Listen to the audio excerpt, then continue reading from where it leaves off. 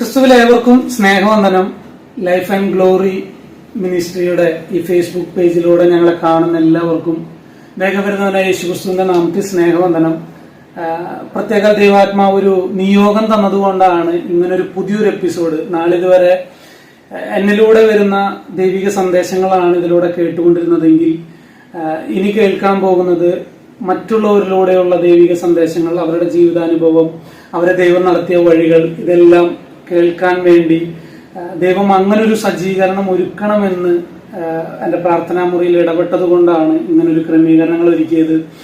അവങ്കലേക്ക് നോക്കിയോ പ്രകാശിതരായി അവരുടെ മുഖം ലജ്ജിച്ചു പോയതുമില്ല എന്നൊരു വാക്യത്തോടുകൂടെ, അതായത്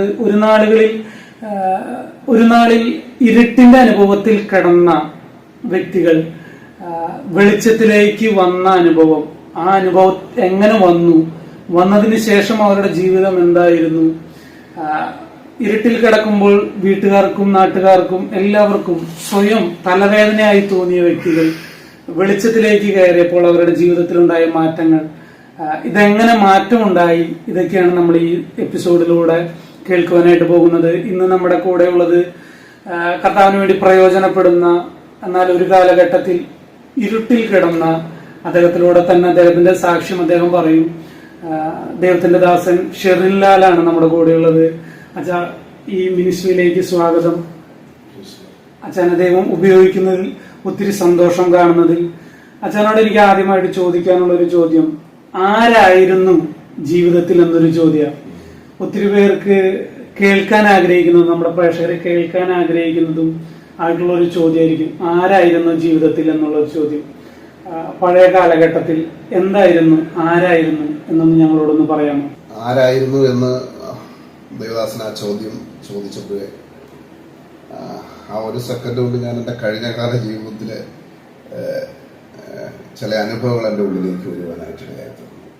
ശരിക്കും സർവശക്തനായ ദൈവത്തിൻ്റെ ആ മഹാദയ നിമിത്തമാണ്, ആ സ്നേഹ നിമിത്തമാണ് എനിക്ക് ഇങ്ങനൊരു മനുഷ്യനായി ഇവിടെ ഇരിക്കാനായിട്ട് സാധിച്ചത്. യേശുക്രിസ്തുവിന്റെ നിസ്തുല്യമായ സ്നേഹത്തിന്റെ ആ അനുഭവത്തിലേക്ക് എനിക്കൊന്ന് വരാൻ കഴിഞ്ഞത്, എൻ്റെ ജീവിതത്തിൽ ഞാൻ എല്ലാ പ്രതീക്ഷകളും നഷ്ടപ്പെട്ടു. ഇരുളടഞ്ഞ ഒരു പ്രത്യേക അനുഭവത്തിൽ യേശുവിന്റെ സ്നേഹം എന്നെ തേടി വന്നതുകൊണ്ടാണ് എനിക്കിങ്ങനെ ഒരു മനുഷ്യനായി തീരാനായിട്ട് ദൈവം ഭാഗ്യം നൽകിയത്. പറഞ്ഞ വാക്കുകൾ ഒന്നുകൂടെ ഞാൻ പറയുന്നത്, ഒരു മനുഷ്യനായി തീരാനായിട്ട് എനിക്ക് ഭാഗ്യം. ഇരുളടഞ്ഞ ജീവിതം എന്ന് പറയുമ്പോൾ പ്രേക്ഷകർക്ക് കുറച്ചുകൂടി വ്യക്തമായിട്ട് നമുക്ക് ഒരു ഉത്തരം കൊടുക്കാൻ അവർക്ക് അത് പറ്റും. നിശ്ചയമായിട്ടും എൻ്റെ ഒരു ജീവിത അനുഭവം എന്ന് പറയുന്നത്, ഇപ്പൊ കർത്താരദാസൻ പറഞ്ഞതുപോലെ അമ്മ, 2 സഹോദരങ്ങൾ അടങ്ങുന്ന ഒരു കുടുംബത്തിലെ, ഒരു കൊച്ചു കുടുംബത്തിലെ ഏറ്റവും ഇളയ മകനാണ് ഞാൻ. അപ്പം എൻ്റെ സഹോദരങ്ങൾ 2 പേരും അവർ ജ്യേഷ്ഠന്മാരാണ്. ഞാൻ കോട്ടയം ചിങ്ങോനം എന്ന് പറയുന്ന സ്ഥലത്താണ് എൻ്റെ സ്വദേശം. അപ്പം എനിക്ക് വളർന്നു വന്ന എൻ്റെ ഓർമ്മയാകുന്ന സമയങ്ങളിലൊക്കെ എൻ്റെ ജീവിതത്തിൽ എനിക്ക് വലിയൊരു ആഗ്രഹം, എൻ്റെ അച്ഛനും അമ്മയൊക്കെ ആയിട്ട് സന്തോഷമായിട്ട് ജീവിക്കണം. അവർ സാധാരണ നാട്ടുപുറത്ത് നമ്മുടെ ഗ്രാമപ്രദേശങ്ങളിൽ സ്വന്തമായി കൃഷി ചെയ്യുകയും അങ്ങനെ കൃഷി സംബന്ധമായിട്ട് മുമ്പോട്ട് ജീവിക്കുന്ന ഒരു കുടുംബമാണ്. അപ്പം അച്ഛൻ്റെയൊക്കെ കഷ്ടപ്പാടും പ്രയാസമൊക്കെ കണ്ടു തന്നെയാണ് ഞാൻ ആ പ്രായത്തിൽ വളർന്നു വന്നത്. ഞങ്ങളുടെ ആ ദേശം പലപ്പോഴും ആ കാലഘട്ടത്തിലൊക്കെ ഗുണ്ടായുസവും മറ്റു കാര്യങ്ങളൊക്കെ നിലവിൽ പേടിപ്പെടുത്തുന്ന ഒരു അനുഭവമായിരുന്നു. അപ്പം ഞങ്ങളുടെ ആ പ്രദേശത്ത്, നാട്ടിലൊക്കെ ഈ അബ്ഗാരികൾ കുറെ ഉണ്ടായിരിക്കുന്ന ഒരു ഏരിയയാണ്. അപ്പം ആ ജംഗ്ഷൻ എന്ന് പറയുന്നത് മന്ദരംഗോല എന്ന് പറയുന്ന ജംഗ്ഷനാണ്, കോട്ടയം ചിങ്ങോന എന്ന് പറയുന്ന സ്ഥലത്ത്.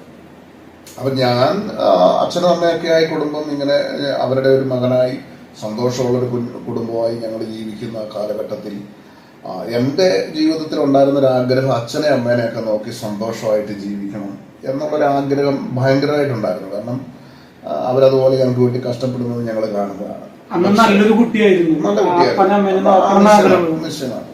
അപ്പൊ ആ ജീവിതം മുൻപോട്ട് പോയി, പഠനം ആരംഭിച്ചു. അങ്ങനെ 8ാം ക്ലാസ് വരെ ആയപ്പം എൻ്റെ പഠനം നിർത്തേണ്ടി വന്നു. അപ്പൊ സ്കൂളിൽ പോകുന്ന സാഹചര്യങ്ങൾ, ആ സാഹചര്യത്തിൽ നന്നായി പഠിക്കാനുള്ള സിറ്റുവേഷൻ ഒന്നുമില്ല. അപ്പൊ അങ്ങനെ സ്കൂൾ ജീവിതം എന്ന് പറയുന്ന 8ാം ക്ലാസ് കൊണ്ട് അവസാനിപ്പിക്കേണ്ടി വന്നു കഴിഞ്ഞപ്പോൾ കൂട്ടുകെട്ടുകൾ നമ്മുടെ പ്രദേശത്ത് തന്നെ കുറേ ചെറുപ്പക്കാർ ഒക്കെ ആയിട്ട് ആ പ്രായപരിധിയിലുള്ളവരും ഒക്കെ ആയിട്ട് കൂട്ടുകൂടി. അപ്പം കുടുംബത്ത് ബന്ധമില്ലാതെ നടക്കുന്ന ആളുകളും അങ്ങനെയൊക്കെ കുറേയുള്ള സുഹൃത്തുക്കളൊക്കെ ആയിട്ടുള്ള കണക്ഷൻ വന്നു. അപ്പം അവരുമായിട്ട് കൂട്ടുകെട്ട് നിമിത്തം ചെറിയ ചെറിയ രീതിയിലൊക്കെ മദ്യമൊക്കെ ഉപയോഗിക്കാൻ തുടങ്ങി. അപ്പം ആദ്യമൊക്കെ സന്ധ്യയാകുമ്പോഴേ വീട്ടിൽ വരുമായിരുന്നു. വീട്ടിൽ വന്ന വെച്ചപ്പം പിന്നീടൊക്കെ സന്ധ്യ ഒക്കെ വരുന്നതിന് താമസം ഉണ്ടാകാൻ തുടങ്ങി. അങ്ങനെ വീട്ടുകാർ ചോദിക്കാൻ പറയും ഞങ്ങൾ ഇതിനടുത്ത് കൂട്ടുകാരായിട്ട് ഇരിക്കുകയായിരുന്നു എന്നൊക്കെ.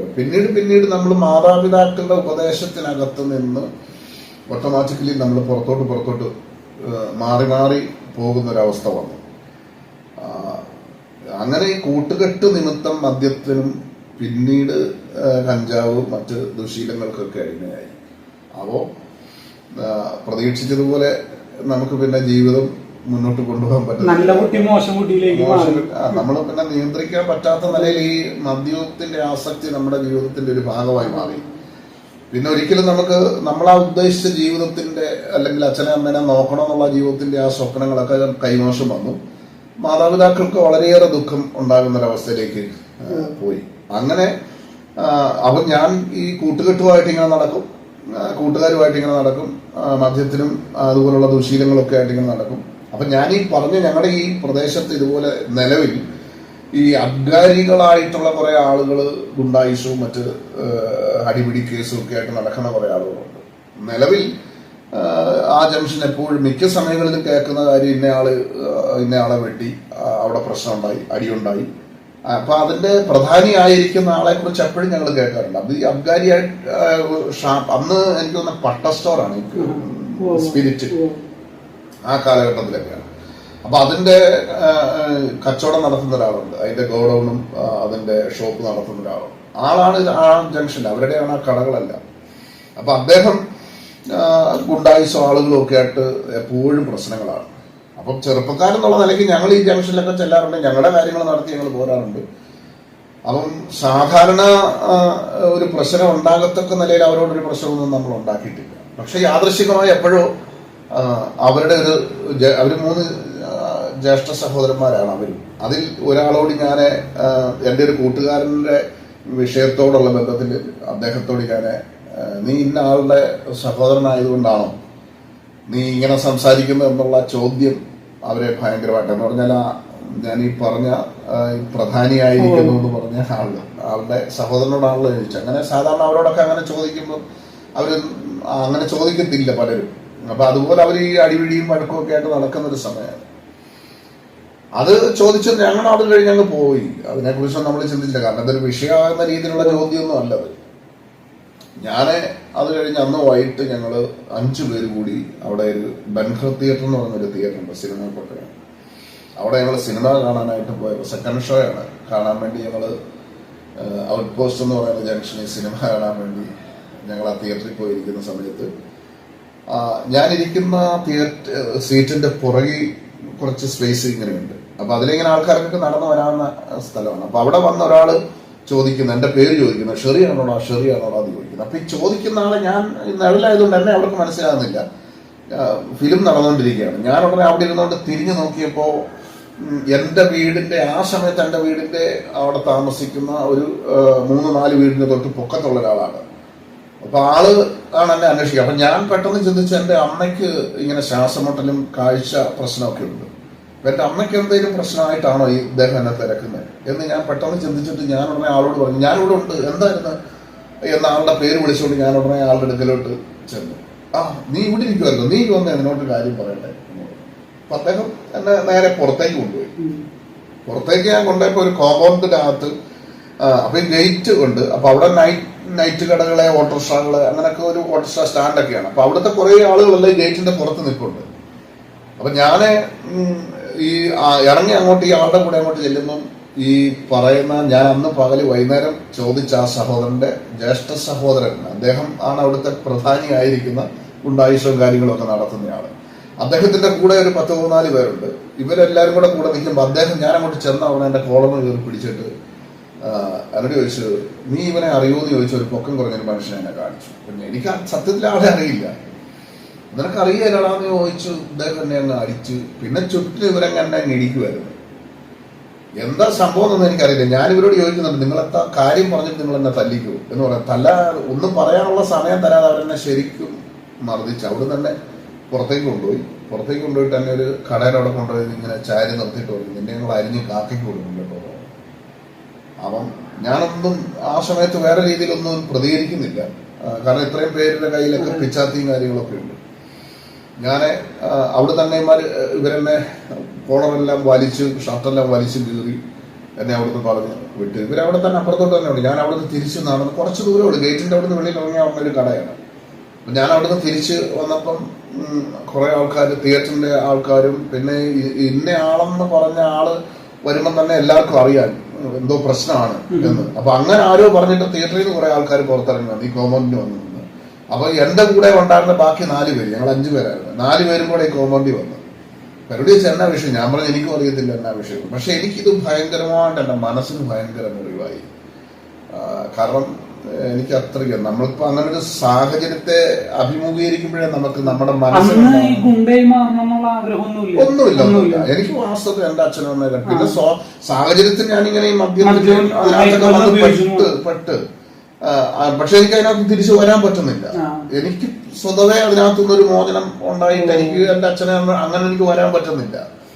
അപ്പൊ ഞാൻ ഇത് യാദൃശ്ചികമായി ഉണ്ടായൊരു വിഷയമാണ്. ആ വിഷയത്തോടുള്ള ബന്ധത്തിൽ എന്റെ മനസ്സിന് ഭയങ്കര മുറിവായി. അത് സ്വാഭാവികമായിട്ട് ഒരാള് ഇതുപോലൊരു സാഹചര്യം ഉണ്ടാകുമ്പം എല്ലാവർക്കും അല്ലെങ്കിലും ചില ആളുകൾക്ക് ഇതുപോലെ മനസ്സിന് ഭയങ്കരമായ പ്രയാസം ഉണ്ടാകുമ്പോൾ അവർ അവിടം തൊട്ട് ടേൺ ചെയ്ത് മറ്റൊരവസ്ഥയിലേക്ക് പോകുന്നത് പോലെ യാദൃശ്ചികമായിട്ട് ഞാനൊരു മറ്റൊരവസ്ഥയിലേക്ക് ഡൈവേർട്ടായി വരികയായിരുന്നു. ശരിക്കും എനിക്ക് ഈ മനുഷ്യനോട് തീരാത്ത പാകം, ഈ മനുഷ്യനെ കൊല്ലണം തന്നെ ഞാൻ മനസ്സിലങ്ങ് ചിന്തിക്കുകയാണ്. ഞാൻ അങ്ങനെ ചിന്തിച്ചു. ഞാൻ തിരിച്ചു വന്നിട്ട് ഇവരോട് ഞാൻ പറഞ്ഞു, അവനെ ഞാൻ കൊല്ലും എന്ന്. അങ്ങനെയുള്ളൊരു വാക്കാണ് ഞാൻ ഉപയോഗിച്ചത്. ഞാൻ ആളെ കൊല്ലൂ എന്ന് പറഞ്ഞു. അപ്പൊ ഇവരിനോട് പറഞ്ഞ് വിചാരിക്കുന്ന പോലൊന്നും അല്ല, ആവശ്യമില്ലാത്ത കാര്യം ആരും കേൾക്കണ്ടെന്നൊക്കെ അവർ പറഞ്ഞു. അപ്പൊ എന്റെ മനസ്സിലുണ്ടായ മുറിവും എന്റെ മനസ്സിന്റെ ആ തീരുമാനം അത്ര കഠിനമായിട്ടുള്ള നിലയിലുള്ള ഒരു തീരുമാനമായിരുന്നു. എന്തായാലും വളരെ വേദനയോടെ മുറിവോ മനസ്സിനുണ്ടായി. ഞങ്ങളെല്ലാം അവിടെ നിന്ന് തിയേറ്ററിൽ നിന്ന് പോകുന്നു, വീട്ടിൽ വന്നു. എനിക്ക് സഹിക്കാൻ പറ്റുന്നില്ല. ഒരു ചെറുപ്പക്കാരൻ എന്നുള്ള നിലയ്ക്ക് നമുക്കിങ്ങനെ ഉണ്ടാകുമ്പം ഒരാളുടെ തല്ലുകൊള്ളുക, പ്രത്യേകിച്ച് അതിന് തക്കതായ കാരണമില്ലാതെ നമുക്കൊരു അതുപോലെ മർദ്ദനം ഉണ്ടാകുമ്പോൾ ഉണ്ടാകുന്ന ഒരു മാനസിക പ്രയാസമുണ്ടല്ലോ. എനിക്ക് എന്റെ ഉറക്കം നഷ്ടപ്പെട്ടു. അപ്പം തന്നെ ഞങ്ങളുടെ ചുറ്റുപാടുകളിൽ ഇതുപോലെ എന്നെ പോലെ സമപ്രായക്കാരായിരിക്കുന്നവരും അതിനേക്കാൾ ഇച്ചിരി കൂടെ പ്രായമായിരിക്കും ചെറുപ്പക്കാർ തന്നെ ഇവരോട് തന്നെ വൈരാഗ്യമുള്ള കുറെ ആളുകളുണ്ട്. പിന്നെ ആ ദേശത്ത് ഇവരുടെ ഒരു നാശം കാണാൻ ആഗ്രഹിക്കുന്ന ഒരുപാട് ആളുകൾ ആ സമയത്തുണ്ട്. അപ്പൊ എന്നോടുള്ള ബന്ധത്തിൽ എനിക്ക് ഇങ്ങനെ ഒരു പ്രശ്നം ഉണ്ടായപ്പോൾ ഞാൻ പരസ്യമായും രഹസ്യമായൊക്കെ പലരോടും പറയാൻ തുടങ്ങി. എനിക്ക് അവസരം കിട്ടിയ ഞാൻ ഈ ആളെ വകവരുത്തും എന്നുള്ളത്. അപ്പൊ അത് വെറുതെ അല്ലായിരുന്നു, വാസ്തവത്തിൽ അത് ചെയ്യാൻ വേണ്ടി തന്നെയായിരുന്നു. മനസ്സിന് അങ്ങനെ ഒരു പ്രയാസമായതുകൊണ്ട് എന്തായാലും അത് ചെയ്യണമെന്നുള്ള തീരുമാനം 1-2 പേരോട് പറഞ്ഞ് അവരും എന്റെ കൂടെ കൂടി. എന്നോട് പറഞ്ഞു, ശരി നമുക്ക് ചെയ്യാം എന്നുള്ളതല്ലേ. പക്ഷെ ഈ കൂട്ടത്തിൽ വന്നവര് പലരും ഉണ്ടെങ്കിലും എന്റെ മനസ്സിൽ ഞാൻ നേരിട്ട പ്രശ്നമായിട്ട് എനിക്ക് തന്നെ അത് ചെയ്യണമെന്നുള്ളൊരു ആഗ്രഹം കൊണ്ടൊരു ദിവസം, ചില മാസങ്ങളൊക്കെ കഴിഞ്ഞാണ്, ചില മാസങ്ങൾ കഴിഞ്ഞ്, കാരണം അതുപോലെ ഞങ്ങളത് പ്ലാൻ ചെയ്തു. ചില മാസങ്ങൾ കഴിഞ്ഞ് അവരുടെ ജംഗ്ഷനിലിട്ട് ഒരു ശിവരാത്രി ആളെ വെട്ടി, ആളുടെ കഴുത്തിന് വെട്ടുകയാണ്. കഴുത്തിന് വെട്ടുന്ന സമയത്ത് ശിവരാത്രിയായിട്ട് ഇവരുടെ ആൾക്കാർ, കുറെ ആൾക്കാർ, ഗുണ്ടായിസോ ആൾക്കാരൊക്കെ. അപ്പൊ എന്തായാലും വളരെ മാരകമായ മുറിവ് അദ്ദേഹത്തിന്റെ മുഖത്തുണ്ടായി. കഴുത്തിന് വെട്ടിയത്. കാരണം അങ്ങനെ അന്നൊന്നും അങ്ങനെ ചിന്തിക്കുന്നില്ലല്ലോ നമ്മള്. എങ്ങനെയും മാത്രമല്ല, ഈ ആള് രക്ഷപ്പെട്ടാൽ ഉണ്ടാകാവുന്ന ദുരന്തത്തെ കുറിച്ചൊക്കെ മനസ്സിലൊരു ചിന്തയുള്ളതുകൊണ്ട് ആ നിലകളിൽ ആണ് ചെയ്യുന്നത്. അപ്പൊ അങ്ങനെ ഇത് ചെയ്ത് എന്തായാലും അദ്ദേഹം തൊട്ടടുത്ത് തന്നെ അവരുടെ ആൾക്കാരൊക്കെ ഉണ്ടായിരുന്നു. പെട്ടെന്ന് അവരെല്ലാം ഓടി വന്ന ആളെ വണ്ടിയെ കയറ്റി നേരെ മെഡിക്കൽ കോളേജിൽ കൊണ്ടുപോയി. അദ്ദേഹം പോകുന്ന സമയത്ത് അവര് ഹോസ്പിറ്റലിൽ ചെന്നതിന് ശേഷം പേനായും പേപ്പറും ചോദിച്ചെന്നാണ് പറയുന്നത്. എനിക്ക് അതിനെക്കുറിച്ച് വ്യക്തമായ ഒരു അറിവില്ല. അദ്ദേഹം അത് പിന്നീട് പറഞ്ഞുള്ളൊരു അറിവാണ്. അദ്ദേഹം ഇങ്ങനെ ഓപ്പറേഷൻ തിയേറ്ററിലേക്ക് കയറുന്നതിന് മുമ്പ് ആക്ഷൻ കാണിച്ചു, പേനായും പേപ്പറും, അങ്ങനെ എന്റെ പേര് എഴുതി കൊടുത്തെന്നാണ് പറയുന്നത്. അതിനുശേഷം ഇന്നാളാ ചെയ്തതെന്നുള്ളത്.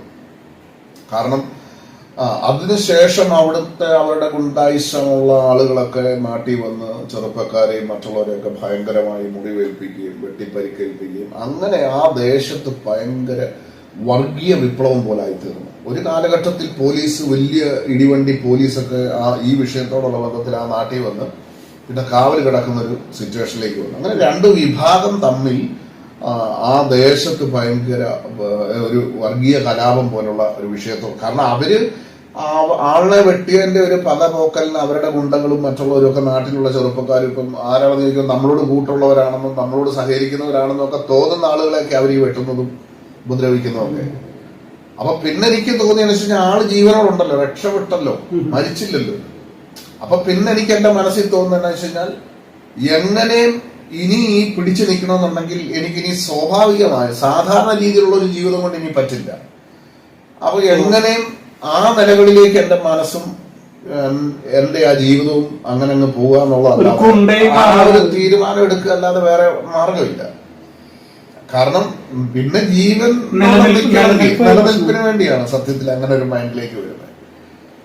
അങ്ങനെ പിന്നീട് ആ നിലകളിൽ ഇവരോടുള്ള പ്രതികരണവും അവരെന്നെ പല സമയത്ത് കൊല്ലാൻ വേണ്ടി ഗുണ്ടകളെ ഇറക്കുകയും അങ്ങനെയുള്ള ഒരുപാട് കാര്യങ്ങളൊക്കെ ചെയ്തെങ്കിലും ആ നാട്ടിൽ തന്നെ പല വിധത്തിലുള്ള പ്രശ്നങ്ങളായി. പിന്നെ എന്റെ നാട്ടിൽ തന്നെ അല്ല എനിക്ക് കേസുകൾ ഉണ്ടായത്, പിന്നെ ക്രിമിനൽ കേസുകൾ മറ്റ് ഡിസ്ട്രിക്റ്റുകളിലും മറ്റ് സ്ഥലങ്ങളിലേക്കൊക്കെ അങ്ങ് വ്യാപിച്ചു. കാരണം ഞാൻ പിന്നെ ആ ഫീൽഡിലേക്ക് അങ്ങ് ഇറങ്ങി. കാരണം ഇവരോട് പിന്നെ എനിക്ക് ഇവരോടായിട്ട് മാത്രമല്ല പിന്നെ ഒരു ക്രിമിനൽ സ്വഭാവത്തിലേക്ക് പോകേണ്ടതായിട്ട് വന്നു. അങ്ങനെ പല ഡിസ്ട്രിക്റ്റുകളിൽ കേസായി, ക്രിമിനൽ കേസായി. ഇതിനോടിടയ്ക്ക് എനിക്കൊരു കൊലക്കേസായി 10-28 കേസിൽ പ്രതിയായി. ഇത് ചില വർഷങ്ങൾക്ക് ഇപ്പുറത്തായിട്ടാണ്. അതായത് ഇവിടം തൊട്ട് പിന്നെ അവരോട് തന്നെ പ്രശ്നങ്ങളായി, കുറെ ഒളിവിപ്പോക്കെ ഈ കേസിന് ഒളിവിൽ പോയി നിന്നു. പിന്നീട് തിരിച്ചു വരുമ്പോഴും പിന്നെ ഈ ക്രിമിനൽ സ്വഭാവങ്ങളിലേക്ക് പോയി. കാരണം പിടിച്ചു നിൽക്കുകയാണെങ്കിൽ ഈ മൈൻഡിലേക്ക് ഇതൊന്നും ഒറ്റ ദിവസം കൊണ്ടോ ഒറ്റ ആഴ്ച കൊണ്ടോ ഉണ്ടായ കാര്യങ്ങളല്ല ഇത് അതിനോട് ബന്ധപ്പെട്ട് പിന്നെ ആ നിലകളിൽ അങ്ങ് പോവായിരുന്നു. അങ്ങനെയാണ് ഇനി പിന്നെ എനിക്ക് കൊലക്കേസൊക്കെ ആവുന്നത്. അപ്പൊ ഈ കൊലക്കേസ് ഉണ്ടായതിനു ശേഷം പിന്നെ ഇവരാരും എന്നോടൊരു പ്രശ്നത്തിന് വരുന്നില്ല. അതുവരെ അങ്ങോട്ടും ഇങ്ങോട്ടും കണ്ടാൽ കൊല്ലും എന്നൊക്കെ ഉള്ളൊരു മൈൻഡിലാണ്. അപ്പൊ എനിക്ക് ഇവരുമായിട്ട് ബന്ധപ്പെട്ട് തന്നെ ഈ ക്രിമിനൽ കേസിൽ ഇങ്ങനെ പോകുന്ന സമയത്ത് മറ്റൊരു കേസ് എനിക്കുണ്ടാകുന്നതാണ് ഈ കൊലക്കേസ് എന്ന് പറയുന്നത്. അതൊരു ചെറുപ്പക്കാരൻ തന്നെയാണ് മരിക്കുന്നത്. അത് ഈ ജംഗ്ഷനിൽ നിന്ന് അടുത്തൊരു ജംഗ്ഷനാണെന്നേ ഉള്ളൂ. അങ്ങനെ ആ ആള് മരണപ്പെടുകയും അത് ഞങ്ങള് 3 പേര് കൂടിയാണ്, സുഹൃത്തുക്കൾ കൂടിയാണ് ആ കേസിനകത്ത് ചെയ്യുന്നത്. അപ്പൊ അങ്ങനെ കേസ് ചെയ്ത് കുറെ ആഴ്ച, ഒരു 2 ആഴ്ച കഴിഞ്ഞപ്പം ഞങ്ങളാണെന്ന് മനസ്സിലായി. അങ്ങനെ പോലീസ്, കാരണം ഇത് പകലല്ലായിരുന്നു, രാത്രിയിലാണ് നടക്കുന്നത്. രാത്രി ഒരു 9 മണി 10 മണിയൊക്കെ ആയപ്പോഴാണ് നടക്കുന്നത്. അപ്പം ഞങ്ങളെ അങ്ങനെ കേസിന് പിന്നെ കേസായി, അങ്ങനെ സബ് ജയിലിൽ കൊണ്ടുപോയി. അപ്പൊ അങ്ങനെ ഞാൻ എന്നിട്ട് അപ്പൊ ഈ കേസിനകത്ത് പെട്ട്, ഈ കൊലക്കേസിനകത്ത് പെട്ട് കഴിഞ്ഞപ്പം പിന്നെ എനിക്ക് കേസിനകത്ത് കോടതിയിൽ പോലീസ് സബ് ജയിലിൽ എന്നെ കൊണ്ടുപോയി, പോലീസ് സ്റ്റേഷൻ കേസായി എന്നെ സബ് ജയിലിൽ കൊണ്ടുപോയി. എന്റെ വീട്ടുകാർ കഷ്ടപ്പെട്ട് എന്നെ ഇതിറക്കി, കേസ് ജാമ്യം എടുത്ത് തന്നെ ഇറക്കി വീട്ടിൽ കൊണ്ടുവന്ന് നിർത്തി കഴിഞ്ഞപ്പം അച്ഛനും അമ്മയൊക്കെ ആയിട്ട് വീട്ടിൽ തന്നെയാണ്. അപ്പം എനിക്ക് തോന്നുന്നൊരു 3-4 വർഷത്തോളം ഞാൻ ആ ജാമ്യം എടുത്ത് വെളിയിരുന്നത്.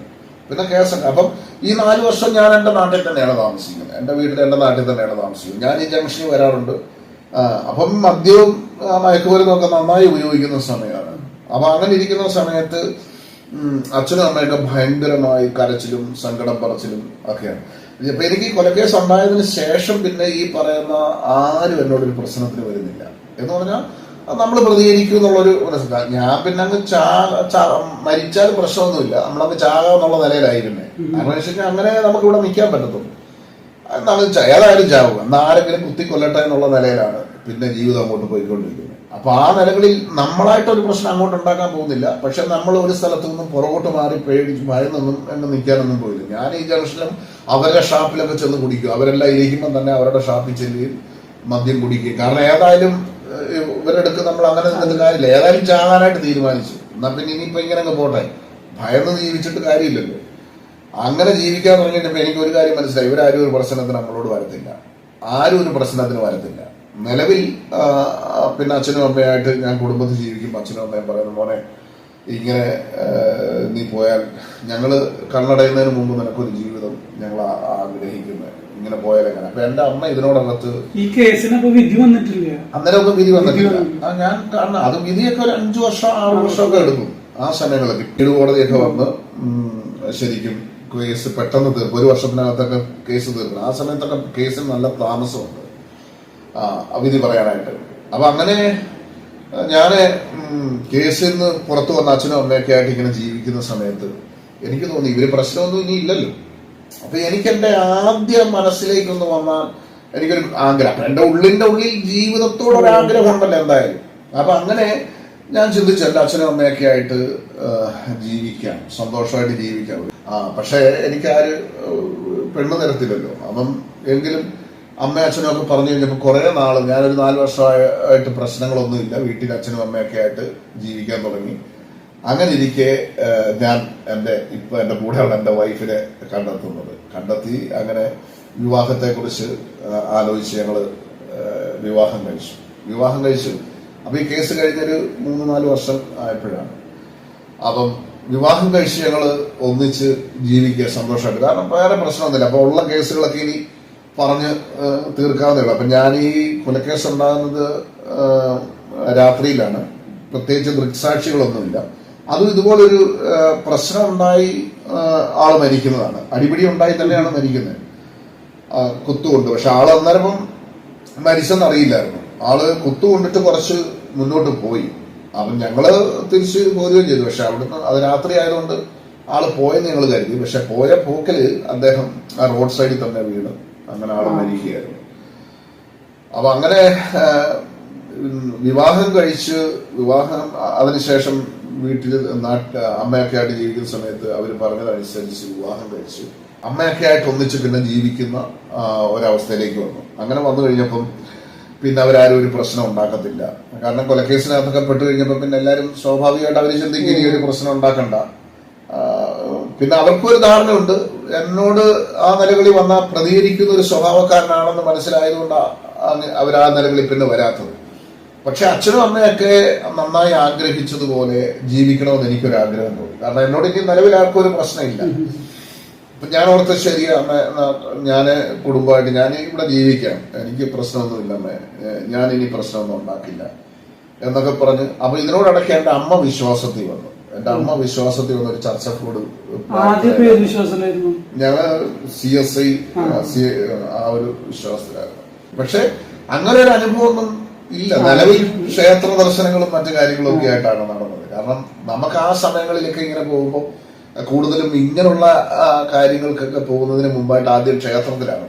ഒരു ക്ഷേത്രത്തിൽ ചെന്ന്, അല്ലെങ്കിൽ അതിന് സ്ഥിരമായി പോകുന്ന ഒരു ക്ഷേത്രം ഉണ്ടായിരുന്നു മാവേലിക്കര, മറ്റത്തമ്പലം എന്ന് പറയുന്നത്. ആ ക്ഷേത്രത്തിലൊക്കെയാണ് പോയിക്കൊണ്ടിരുന്നത്. അവിടെ കൊണ്ടുപോയി വഴിപാടുകൾ കൊടുക്കുക, കാളക്കിടാവിനെ, ജീവനുള്ള കാളക്കിടാവിനെ കൊണ്ടുവന്ന് പെട്ടിരി കൊട്ടർഷായിൽ കൊണ്ടുവന്നിട്ട് തട്ടാരമ്പലം എന്ന് പറയുന്ന അവിടെ ഇറക്കിയിട്ട് അവിടുന്ന് നടത്തി പട്ട് പുതപ്പിച്ച് ഈ പറയുന്ന മറ്റത്തമ്പലം എന്ന് പറയുന്ന സ്ഥലത്ത് കൊണ്ടുപോയി അവിടുത്തെ നടയെ നിർത്തി സമാധാനം വേണമെന്നൊക്കെ പ്രാർത്ഥിച്ചിട്ടുണ്ട് ജീവിതത്തിൽ. പക്ഷെ സമാധാനത്തിന് നമുക്ക്, കാരണം ഈ പ്രശ്നങ്ങളല്ലേ, എപ്പോഴും പ്രശ്നങ്ങളല്ലേ, ഇതിനകത്തുനിന്ന് എങ്ങനെയാണെന്ന് രക്ഷപ്പെടാനായിട്ട് നമുക്ക്, കാരണം ഈ ഒരു സ്ഥലത്ത് പോയി നിൽക്കാൻ പറ്റില്ല. ഒന്നെങ്കിൽ സ്കോഡുകാരല്ലെങ്കിൽ ശത്രുക്കൾ, ഒരുപാട് ശത്രുക്കളുണ്ട്. നമുക്ക് തന്നെ അറിയാൻ വയ്യ ആരാണ്. അപ്പൊ എതിരെ ആരാ വരുന്നത്, എവിടെ എപ്പോഴാ പ്രശ്നം നമുക്കറിയാം, വെട്ടപ്പോഴാ കിട്ടുന്ന പറയാൻ പറ്റില്ല. അപ്പൊ അങ്ങനെ മുന്നോട്ട് പോകുന്ന സമയത്ത് നാട്ടിൽ നമുക്ക് ഇവര് പ്രശ്നങ്ങളൊന്നും ഉണ്ടാക്കത്തില്ലെന്ന് നമുക്കൊരു 100% ബോധ്യമുണ്ട്. കാരണം നമ്മൾ ആ നാട്ടിൽ ജീവിക്കുന്നുണ്ട്, ഇവര് പ്രശ്നമില്ലല്ലോ, കാണുന്നുണ്ടല്ലോ പലപ്പോഴും. അങ്ങനെ എന്റെ അമ്മ വിശ്വാസത്തിൽ വരികയും പ്രാർത്ഥനയ്ക്കൊക്കെ പോവുകയൊക്കെ ചെയ്യുന്നുണ്ട്. അപ്പം അമ്മ ഇങ്ങനെ പ്രാർത്ഥിക്കും, നീ പ്രാർത്ഥനയ്ക്കുക മോനെ എന്നൊക്കെ പറഞ്ഞിട്ടുണ്ട്. ഞാൻ വിവാഹം കഴിച്ച് അച്ഛനും അമ്മയൊക്കെ ആയിട്ട് സന്തോഷമായിട്ട് ജീവിക്കുകയാണ് വീട്ടിൽ. അങ്ങനെ വിവാഹം കഴിച്ചു, ആളാണ് എൻ്റെ കൂടെ പോകുന്നത്. വിവാഹം കഴിച്ച് ഞങ്ങൾ സന്തോഷമായിട്ട് ജീവിതം ആരംഭിച്ചു.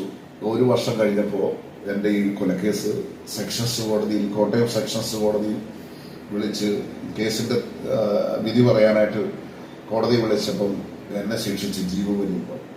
അപ്പൊ എന്റെ മനസ്സ് ഭയങ്കരമായിട്ട്, കാരണം ആദ്യം പ്രശ്നം ഉണ്ടാകുന്ന സമയത്ത് നമുക്ക് വിഷയമില്ലായിരുന്നു. അപ്പൊ പ്രശ്നങ്ങള് വേണ്ടാന്ന് വെക്കുന്ന സമയത്ത് വിവാഹം കഴിച്ച കുടുംബജീവിതം വീണ്ടും ആഗ്രഹിച്ചപ്പം പ്രതീക്ഷിക്കാതെ അതിനേക്കാൾ വലിയ ദുരന്തം എന്നതുപോലെ ഒരു കേസിന്റെ ശിക്ഷ കോടതി പറയുകയാണ് നല്ലൊരു ജീവിതത്തിലേക്ക് കടക്കാൻ ആഗ്രഹിച്ചപ്പോൾ. പക്ഷെ ദൈവമായിട്ട് ബന്ധമുണ്ടായുള്ള നിലയിലല്ല, സാധാരണ ഒരു മനുഷ്യൻ എന്നുള്ള നിലയ്ക്ക്. അപ്പൊ അങ്ങനെ ശിക്ഷ ജീവോരിന്തം പറഞ്ഞ് അവിടുന്ന് ശിക്ഷ കേട്ട് വരാന്തയിലേക്ക് ഇറങ്ങിയപ്പോൾ തകർന്നൊരവസ്ഥയിലാണ്. അപ്പം എന്റെ ജ്യേഷ്ഠ സഹോദരൻ, എന്റെ പിതാവും ഒക്കെ ഉണ്ട്. അവരൊക്കെ അങ്ങ് ആകെപ്പാടെ തകർന്നൊരവസ്ഥയിലാണ്. അപ്പൊ ഞാൻ വിവാഹം കഴിച്ച എന്റെ ഭാര്യൻ അവിടെ വന്നിട്ടുണ്ട്. അപ്പൊ ഇത് പറഞ്ഞോണ്ടിരുന്നപ്പം അവരൊക്കെ അങ്ങ് ആകെ തകർന്നു പോയി. കാരണം ജീവോരിന്തം എന്ന് പറഞ്ഞാൽ പിന്നെ ഇതില്ലല്ലോ. അങ്ങനെ തള്ളിപ്പോകുമെന്ന് ചിന്തിച്ചിരുന്ന തള്ളിപ്പോകുമെന്നാണ് വിചാരിച്ചത്. കാരണം അങ്ങനെ ഇരുട്ടക്കായ തെളിവുള്ള കാര്യങ്ങളൊന്നുമില്ല. അപ്പം അഡ്വക്കറ്റ് പെട്ടെന്ന് വളരെ പ്രയാസത്തിൽ നിന്നപ്പോൾ അഡ്വക്കറ്റ് എന്റെ അടുക്കിലേക്ക് വന്നേച്ച് പറഞ്ഞു, വിഷമിക്കണ്ട ശ്രദ്ധാതെ, അങ്ങനെ പേടിക്കൊന്നും വേണ്ട, നമുക്കൊരു 6 മാസം കൊണ്ട് ഇറങ്ങി പുറത്തു വരാം. കേസ് നമുക്ക് പൂർണ്ണമായിട്ട് നമുക്ക് വെളിയിൽ വരാനായിട്ട് പറ്റും, വിഷമിക്കണ്ട എന്നുള്ളത് പറഞ്ഞു. അപ്പൊ ഞാൻ ചോദിച്ചു, സാറേ അതിന് നമുക്ക് പുറത്തു വരാൻ പറ്റുമോ? ഞാൻ പറഞ്ഞു, പിന്നെ നമുക്ക് 6 മാസത്തിന്റെ കാര്യമില്ല എന്ന് പറയാനായിട്ട് ഇടയായി തോന്നി. ശരിക്കും ഞാൻ ആ ഒരു പ്രതീക്ഷ എനിക്ക് ഒരു ധൈര്യം നൽകി. അദ്ദേഹത്തിന്റെ ആ വാക്ക് എനിക്കൊരു ധൈര്യം നൽകി. അങ്ങനെ അവരോട് ഞാൻ പറഞ്ഞു, വിഷമിക്കണ്ട, 6 മാസത്തെ കാര്യമുള്ളൂ. ഞാൻ സ്വയം ചിന്തിച്ചു, 6 മാസത്തെ കാര്യമില്ലേ ഉള്ളൂ, പ്രയാസപ്പെടേണ്ട കാര്യമില്ല. വീട്ടുകാരോട് പറഞ്ഞു, നിങ്ങൾ വിഷമിക്കണ്ട, 6 മാസം കൊണ്ട്. അങ്ങനെ തന്നെ അവിടെ നിന്ന് നേരെ ജയിലിലേക്ക് കൊണ്ടുപോവാണ്. ജയിലിലേക്ക് കൊണ്ടുപോയി അവിടെ ചെന്ന് 2002 കേസ് ശിക്ഷിക്കുന്നത്. അപ്പൊ അങ്ങനെ 2002 കേസ് ശിക്ഷിച്ച് ഞാൻ അവിടുന്ന് സെൻട്രൽ ജയിലിലേക്ക് ചെന്നു. സെൻട്രൽ ജയിലിൽ ചെല്ലുന്ന സമയത്ത് അവിടുത്തെ ആരംഭഘട്ടത്തിലെ കാര്യം, അതിനു മുമ്പ് ഞാൻ ഈ കേസുകളുണ്ടായ ക്രിമിനൽ കേസിലൊക്കെ പെട്ടെന്ന് ഞാൻ പറഞ്ഞല്ലോ. അപ്പൊ അതിനു മുമ്പ് 1999 ഞാൻ അവിടെ കിടന്നിട്ടുണ്ട്, സെൻട്രൽ ജയിലിൽ കിടന്നിട്ടുണ്ട്. അപ്പം അന്ന് പിന്നെ ശിക്ഷാപ്രതിയായിട്ടല്ല കിടന്നെ, നമ്മള് റിമാൻഡ് പ്രതിയായിട്ടാണ്. അപ്പൊ അങ്ങനെ ചെന്ന്, അപ്പൊ നേരത്തെ കണ്ടിട്ടുള്ള ആളുകൾക്കൊക്കെ മനസ്സിലായി, വിളിക്കുകയും ഞങ്ങൾ സെൻട്രൽ ജയിലിലേക്ക് ചെന്ന് കുറെ ശരിക്കും സെൻട്രൽ ജയിലിനകത്തേക്ക് കയറിയാൽ നമ്മൾ തകർന്നൊരവസ്ഥയിലേ കയറുള്ളൂ. കാരണം അങ്ങനെ സിറ്റുവേഷനാണ് അതിനകത്ത്. പ്രത്യേകിച്ച് വീട്ടിലെ ഇങ്ങനെ ഒരു വിവാഹ കാര്യങ്ങളൊക്കെ പെട്ടെന്ന് ചിന്തിക്കുകയും ജീവിതം ആരംഭിച്ചല്ലോ, ഇതിനകത്തോട്ട് വന്ന് കയറേണ്ട ഒരു സാഹചര്യം വന്നല്ലോ എന്നൊക്കെ ഓർത്ത് മനസ്സ് ഭയങ്കരമായിട്ട് പിടയ്ക്കുന്ന ഒരവസ്ഥയാണ്. എന്തിനും അതിനകത്ത് കയറി 6 മാസം എന്ന് ഓർക്കുമ്പോൾ ഒരു ആശ്വാസം.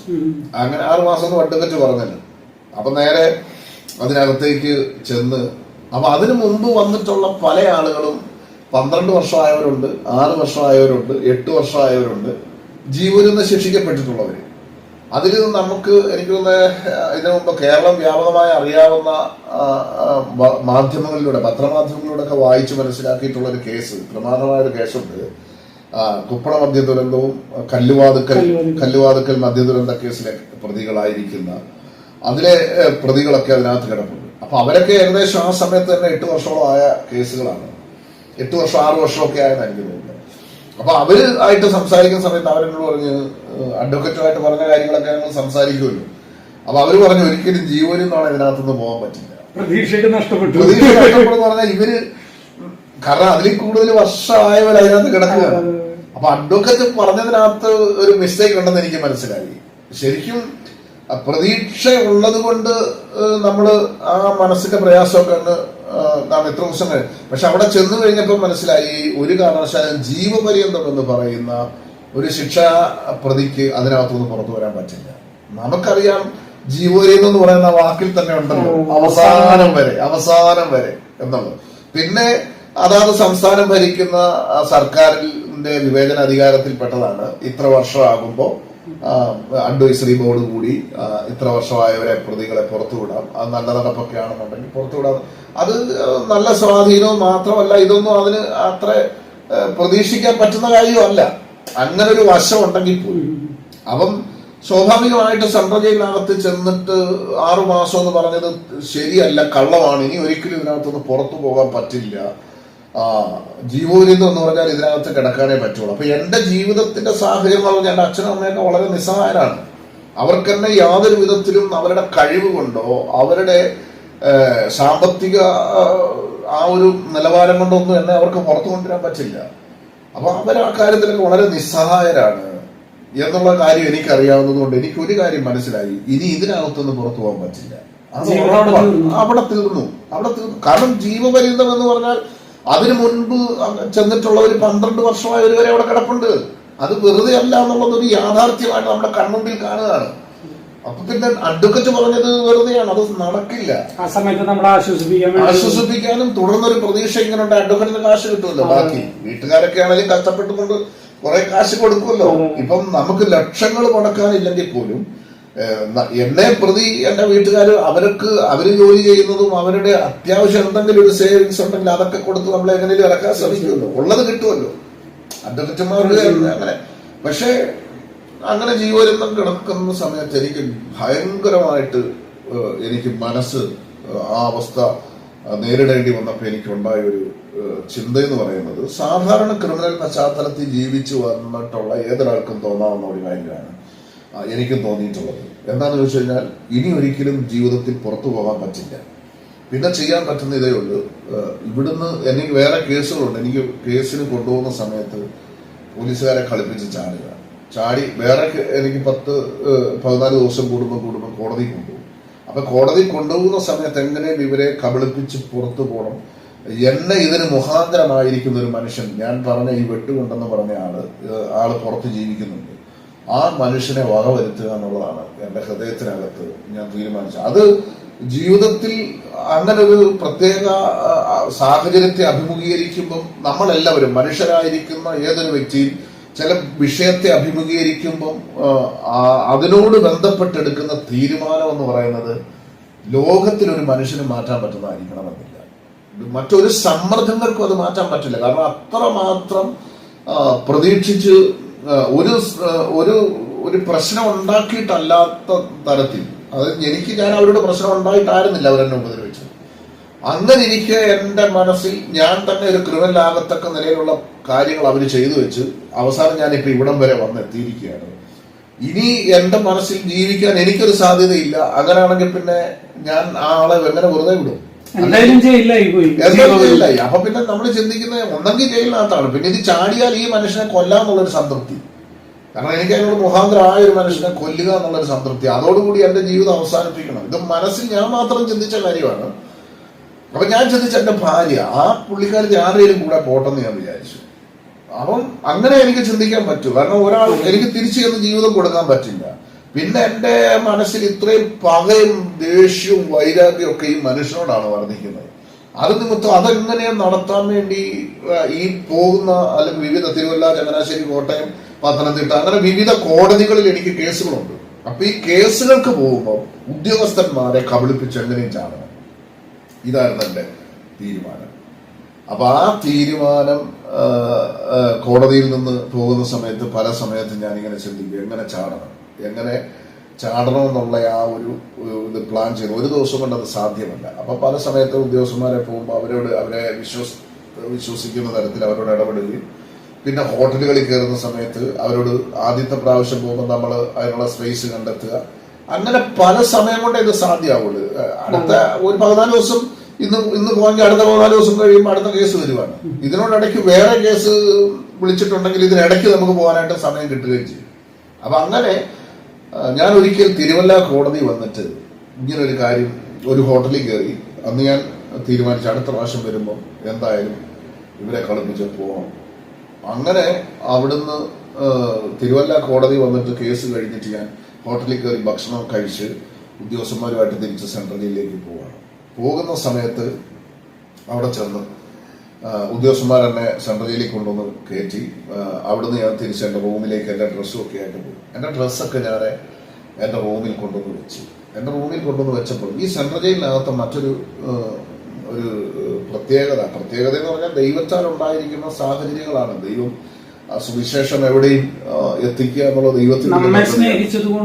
ദൈവത്തിന്റെ ഒരു എന്താണ് ഈ തിരുവചനത്തിൽ ഇങ്ങനെ നമ്മൾ വായിക്കുന്നുണ്ട്. യഹോവ ദൂരത്തു നിന്നും എനിക്ക് പ്രത്യക്ഷനായ നിത്യസ്നേഹം കൊണ്ട് ഞാൻ നിന്നെ സ്നേഹിച്ചിരിക്കുന്നു, അതുകൊണ്ട് ഞാൻ നിനക്ക് ദീർഘമാക്കിയിരിക്കുന്നു എന്നാണ് അവിടെ പറയുന്നത്. യഹോവ ദൂരത്തു നിന്നും എനിക്ക് പ്രത്യക്ഷനായ അരുളിച്ച് നിത്യസ്നേഹം കൊണ്ട് ഞാൻ നിന്നെ സ്നേഹിച്ചിരിക്കുന്നു, അതുകൊണ്ട് ഞാൻ നിനക്ക് ദീർഘമാക്കി.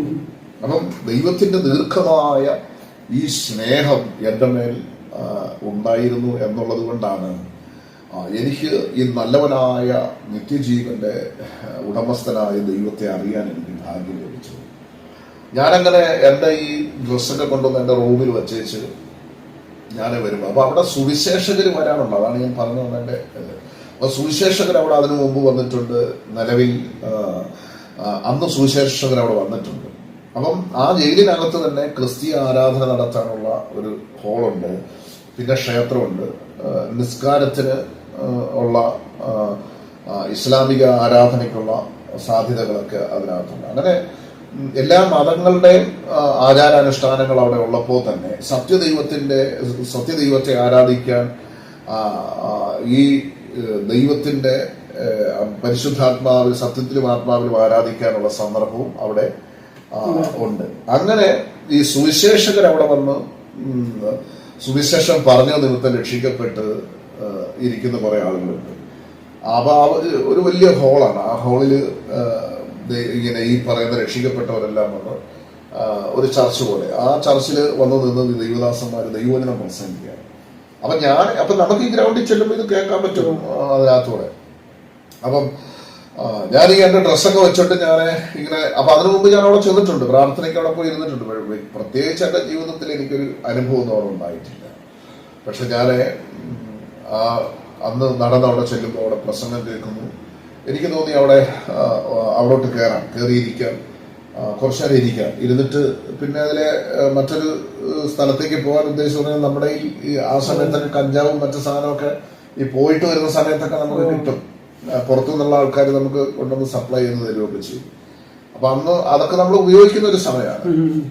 അപ്പൊ അങ്ങനെ ഞാൻ ഈ ആലയത്തിനകത്തേക്ക് കയറി അവിടെ ഒരു സൈഡിലേക്ക് ഇരുന്നു. അപ്പൊ കുറെ ആളുകൾ അവിടെ ഇരിപ്പുണ്ട്. അപ്പൊ അവിടെ സംസാരിക്കുന്ന രണ്ട് ദൈവദാസന്മാർ അവിടെ വന്നിരിക്കുന്നതിൽ ഒരു ദൈവദാസൻ ആണ് ദൈവവചനം ശുശ്രൂഷിക്കുന്നത്. അപ്പൊ അവര് രണ്ടുപേരും ജ്യേഷ്ഠന്മാരാണ്.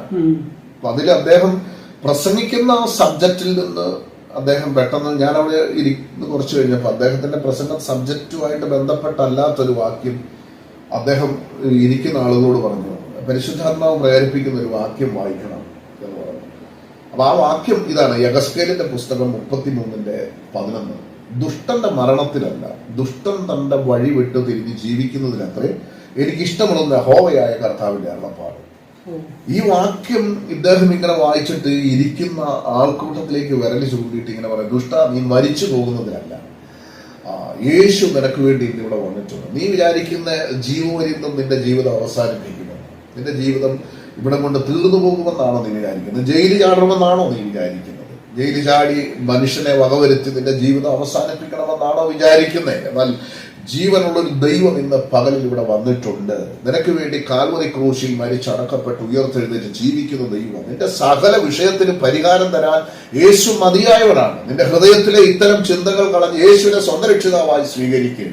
ആ ദൈവം നിന്റെ ജീവിതത്തിനകത്തൊരു അത്ഭുതം ചെയ്യാനായിട്ട് ഇടയായിത്തീരും. തകർന്നു എന്ന് വിചാരിക്കുന്ന, നഷ്ടപ്പെട്ടു എന്ന്, തീർന്നു എന്ന് വിചാരിക്കുന്നതിനകത്ത് നിന്ന് നിന്റെ ജീവിതത്തിലേക്ക് കരം പിടിച്ച് നടത്താൻ ഈ ദൈവം മതിയായവനാണ് എന്ന് പറഞ്ഞ് ഇദ്ദേഹം ഈ വചനം ഇങ്ങനെ പ്രസംഗിക്കുന്ന സമയത്ത് വാസ്തവത്തിൽ എന്റെ ഹൃദയത്തിനകത്ത് ഒരു അമ്പ് പോലെ വന്ന് നമ്മൾ കടന്നു പോകുന്ന അതേ സിറ്റുവേഷൻ. കാരണം ഞാൻ മാത്രം ചിന്തിച്ചിട്ടുള്ള ഒരു കാര്യമാണ്. ഒരാളോട് ഞാൻ പറഞ്ഞിട്ടില്ല ഈ വിഷയം, ഒരു മനുഷ്യരോട് പറഞ്ഞിട്ടില്ല. കാരണം ഇത് പറയാൻ പറ്റില്ല. പറഞ്ഞു കഴിഞ്ഞാൽ നമുക്ക് അതിൻ്റെതായ പ്രശ്നങ്ങൾ ഉണ്ടാവും. അപ്പം ശരിക്കും ഇങ്ങനൊരു കഠിനമേറിയ ഹൃദയത്തിന്റെ തീരുമാനത്തിൽ അവസ്ഥയിൽ എത്താൻ കാരണമായത് പ്രതീക്ഷകൾക്ക് വകയില്ല. അങ്ങനെ ജയിലിൽ ചാടി അങ്ങനെ ഒരു പക ചെയ്യുവാണെങ്കിൽ കുറച്ചുകൂടെ ആശ്വാസം കിട്ടും നമുക്ക് എന്നുള്ളതാണ്. ആ സിറ്റുവേഷൻ എന്നെ സംബന്ധിച്ച് എനിക്ക് അങ്ങനെ തോന്നുള്ളൂ. ഞാൻ അന്നേരം എങ്ങനെയും ഇത് ചെയ്യുക എന്നുള്ള ഒരു ഇതാണ് എന്റെ മനസ്സിനകത്ത്. അപ്പൊ ശരിക്കും ഇത് ആരോടും പറയാത്ത കാര്യം ഇദ്ദേഹം എന്നോട് പറയുന്നു. അപ്പൊ ഞാൻ എന്റെ ഇടതും വലതും ഒക്കെ കുറച്ച് ആൾക്കാർ ഇരിപ്പുണ്ട്, ഒരു മുൻപിൽ ഇരിപ്പുണ്ട്. ഈ പ്രസംഗിക്കുന്ന ആൾക്കോ എന്റെ ഇടതും വലതും ഇരിക്കുന്ന ആൾക്കോ ഒന്നും ഇത് മനസ്സിലാവുന്നില്ല. പക്ഷെ എന്റെ ഹൃദയത്തിനകത്ത് ഇതൊരു അമ്പ് പോലെ വന്ന് കൊളുത്തി പിടിച്ചൊരു അനുഭവമാണ്. ഞാൻ രണ്ടായി കീറിപ്പോയൊരവസ്ഥ. ശരിക്കും ഈ വാക്കുകൾ കേട്ടു ഇദ്ദേഹം ഇങ്ങനെ അതിനോട് ബന്ധപ്പെട്ട് കുറെ കാര്യങ്ങൾ വാക്കുകൾ ഇങ്ങനെ പറഞ്ഞു. കുറെ നിമിഷങ്ങൾ കഴിഞ്ഞപ്പോൾ ഈ മീറ്റിംഗ് അവസാനിച്ചു. എല്ലാവരും ചെന്ന് ദൈവദാസന്മാർക്ക് കൈയൊക്കെ കൊടുത്ത് എല്ലാവരും അവിടെ നിന്ന് പിരിഞ്ഞ് അവരവരുടെ റൂമിലേക്ക് പോയി. വാസ്തവത്തിൽ ഞാൻ ആ സമയം തൊട്ട് അപ്പൊ ഞാനും കൈയൊക്കെ കൊടുത്തു. ഞാനപ്പം അവിടുന്ന് ഇറങ്ങി കഴിഞ്ഞപ്പോ എന്റെ മനസ്സിൽ പെട്ടെന്ന് എനിക്ക് തോന്നി, വെറുതെയാ ഇത്. ഇപ്പൊ ഈ ജയിലിൽ വരുന്ന ആൾക്ക് ഇതല്ലാതെ, അല്ലെങ്കിൽ ഒരു പാസ്റ്റർമാർക്ക് ഇതല്ലാതെ മറ്റെന്ന് പറയാൻ, ജയിലിൽ കിടക്കുന്നവരോട് ജയിലിൽ ചാടരുതെന്നും കൊല്ലരുതെന്നും ആത്മഹത്യ ചെയ്യരുതെന്നും ജീവരുതെന്നും. അപ്പൊ ഇത് വെറുതെയാണെന്ന് ഞാൻ ചിന്തിക്കാനുള്ള കാരണം അതിനേക്കാൾ പ്രബലമായ എന്റെ ഉള്ളിൽ മറ്റേ കാര്യം ചെയ്യണമെന്നുള്ളതാണ്. അപ്പം ഈ വാക്കുകൾ ഇങ്ങനെ ഇടപെട്ടെങ്കിൽ പോലും എനിക്ക് എന്റെ ഉള്ളിൽ മാനുഷികമായിട്ട് ചിന്തിക്കുന്നത് സാധ്യതകളില്ലല്ലോ. അപ്പൊ പിന്നെ ഞാൻ ചിന്തിക്കുന്നത്, എനിക്ക് എന്റെ ഉള്ളിലെ ഞാൻ ചെയ്യണമെന്ന് തീരുമാനിച്ച തീരുമാനത്തെ ഞാൻ ചിന്തിക്കാൻ ശ്രമിക്കുമ്പോൾ അതിനേക്കാൾ ശക്തമായി ഈ പറഞ്ഞ വാക്കുകൾ എന്റെ ഉള്ളിൽ കേൾക്കുക. അന്നേരം അവര് പോയി മണിക്കൂറുകൾ കഴിഞ്ഞിട്ടും ഈ പറഞ്ഞ അതേ വാക്കുകൾ എന്റെ അകത്ത് ആവർത്തിക്കപ്പെട്ട് കേൾക്കുക. ദുഷ്ട, നീ മരിച്ചു പോകുന്നതിലല്ല. ദൈവത്തിന്റെ ആഗ്രഹം ഞാൻ ഒരു പാവിയായി ഈ ഭൂമിയിൽ മരിച്ചാൽ ഓരോ വ്യക്തികളോടും ഞാനിത് പറയുമ്പോൾ മറ്റൊരു കാര്യം ഞാൻ പെട്ടെന്ന് അതിനകത്ത് കൂട്ടിച്ചേർക്കുക. എന്നാ പറയുക, ഒരു മനുഷ്യൻ ജനിക്കുന്ന അവിടെ നിന്ന് ജനിക്കുന്ന, അല്ലെങ്കിൽ ഒരു കുട്ടിയായി ഒരു കുഞ്ഞായി ജനിക്കുന്ന അവിടെ നിന്ന് ഒരു ആരോ കൊടുത്തു കഴിഞ്ഞാൽ അതിന്റെ അങ്ങേ അറ്റത്ത് മറുതലയ്ക്കൽ ഒരു ശവപ്പെട്ടി നമ്മൾ വെച്ചു കഴിഞ്ഞാൽ ഇത്രയും ദൂരം അവിടത്തേക്ക് പോകുന്നതിനോടിടയ്ക്ക് വിവിധ തരത്തിൽ സർവശക്തനായ ദൈവം ഓരോ വ്യക്തികളോട് ഞാൻ നിന്റെ രക്ഷകനായ ദൈവമാണെന്ന് ഇടപെടുന്നുണ്ട്. വിവിധ തരത്തിൽ വിവിധ നിലകളിൽ വ്യക്തികളിലൂടെ ആകട്ടെ, സന്ദേശങ്ങളിലൂടെ ആകട്ടെ, അവർ അഭിമുഖീകരിക്കുന്ന വിഷയങ്ങളിലൂടെ ആകട്ടെ, ഇപ്പം വായനയിലൂടെ ആകട്ടെ, കേൾവിയിലൂടെ ആകട്ടെ, അങ്ങനെ വ്യത്യസ്തമായ അനുഭവങ്ങളാകട്ടെ, വിഷയങ്ങളിലൂടെ ആകട്ടെ, ഓരോ വ്യക്തികളോടും ദൈവം ഇടപെടുന്നുണ്ട്. സത്യദൈവം ഇടപെടുന്നുണ്ട്. ഞാൻ നിന്റെ ദൈവമാണ്, ഞാൻ നിന്റെ രക്ഷകനാണ് എന്ന് ഇടപെടുന്നുണ്ട്. അപ്പം ഈ സന്ദർഭത്തെ എന്നോട് ദൈവത്തിന്റെ ആത്മാവ് ഈ മനുഷ്യനിലൂടെ ഇടപെട്ട ആ വാക്കുകൾ എന്റെ ഉള്ളിൽ, ഞാൻ അതിൽ നടക്കുന്ന സമയത്ത് ആവർത്തിക്കപ്പെട്ട് കേൾക്കുന്ന ഒരു അനുഭവം ഞാൻ ചിന്തിക്കുകയാണ്. ദൈവം ഒരാളോട് ഇടപെട്ടാൽ അതിന്റെ ആ ഇടപെടുന്ന ആ സന്ദർഭത്തെ, ആ വിഷയത്തെ നമുക്ക്, അല്ലെങ്കിൽ ആ ദൈവിക ഇടപെടലിനെ നമുക്ക് ഒരാളോട് വിശദീകരിക്കാൻ കഴിയുന്നതിലപ്പുറമാണ്. വാക്കുകൾ കൊണ്ട് നമുക്കത് വിവരിക്കാൻ പറ്റുന്നതല്ല. ഇടതും വലതും ഇരിക്കുന്ന ആളുകൾക്ക് അത് മനസ്സിലായില്ല, പ്രസംഗിച്ച അദ്ദേഹത്തിന് അത് മനസ്സിലായില്ല.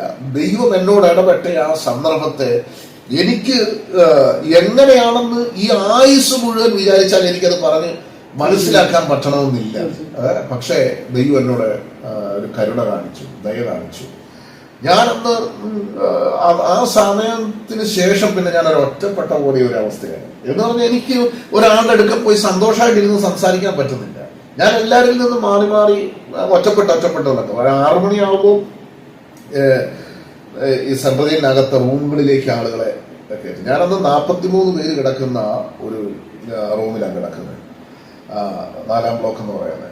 അപ്പൊ ഈ 4ാം ബ്ലോക്ക് ഞാനിങ്ങനെ 6 മണിയൊക്കെ ആയപ്പോൾ ഉദ്യോഗസ്ഥന്മാർ വന്ന് ഓരോരുത്തരെ രണ്ടുപേരെ ഇങ്ങനെ നിർത്തി റൂമിലേക്ക് കയറ്റിയപ്പം അവിടുത്തെ ആളുകളൊക്കെ പല വിധത്തിലുള്ള വിശ്വാസത്തിൽ നിൽക്കുന്ന ആളുകളൊക്കെ ഉണ്ട്. അപ്പൊ അവരിൽ പല ആളുകളും ഇങ്ങനെ ഈ ഓരോ ഫോട്ടോസ് വെച്ച് അവരുടെയൊക്കെ അനുഷ്ഠാനങ്ങൾ റൂമിലേക്ക് കയറിയിട്ട് ഓരോ ഭിത്തിയിൽ ഇങ്ങനെ ഓരോരുത്തർ കിടക്കുന്നതിന്റെ അവിടെ ഇങ്ങനെ മെഴുകുതിരി കത്തിക്കുന്നവരുണ്ട്, സാമ്പ്രാണി കത്തിക്കുന്നവരുണ്ട്, പിന്നെ പടം വെച്ചിട്ട് ഇങ്ങനെ പ്രാർത്ഥിക്കുന്നു. അപ്പൊ എല്ലാവരും അവരുടെ വിശ്വാസത്തിന്റെ നിലവാരത്തിൽ ഓരോരുത്തർ പ്രാർത്ഥിക്കാനൊക്കെ സമയം 5 മിനിറ്റ് കണ്ടെത്തി. അതിനുശേഷമാണ് പിന്നെ റൂമിലെല്ലാവരും മറ്റു കാര്യങ്ങൾ ചെയ്യുന്നത്.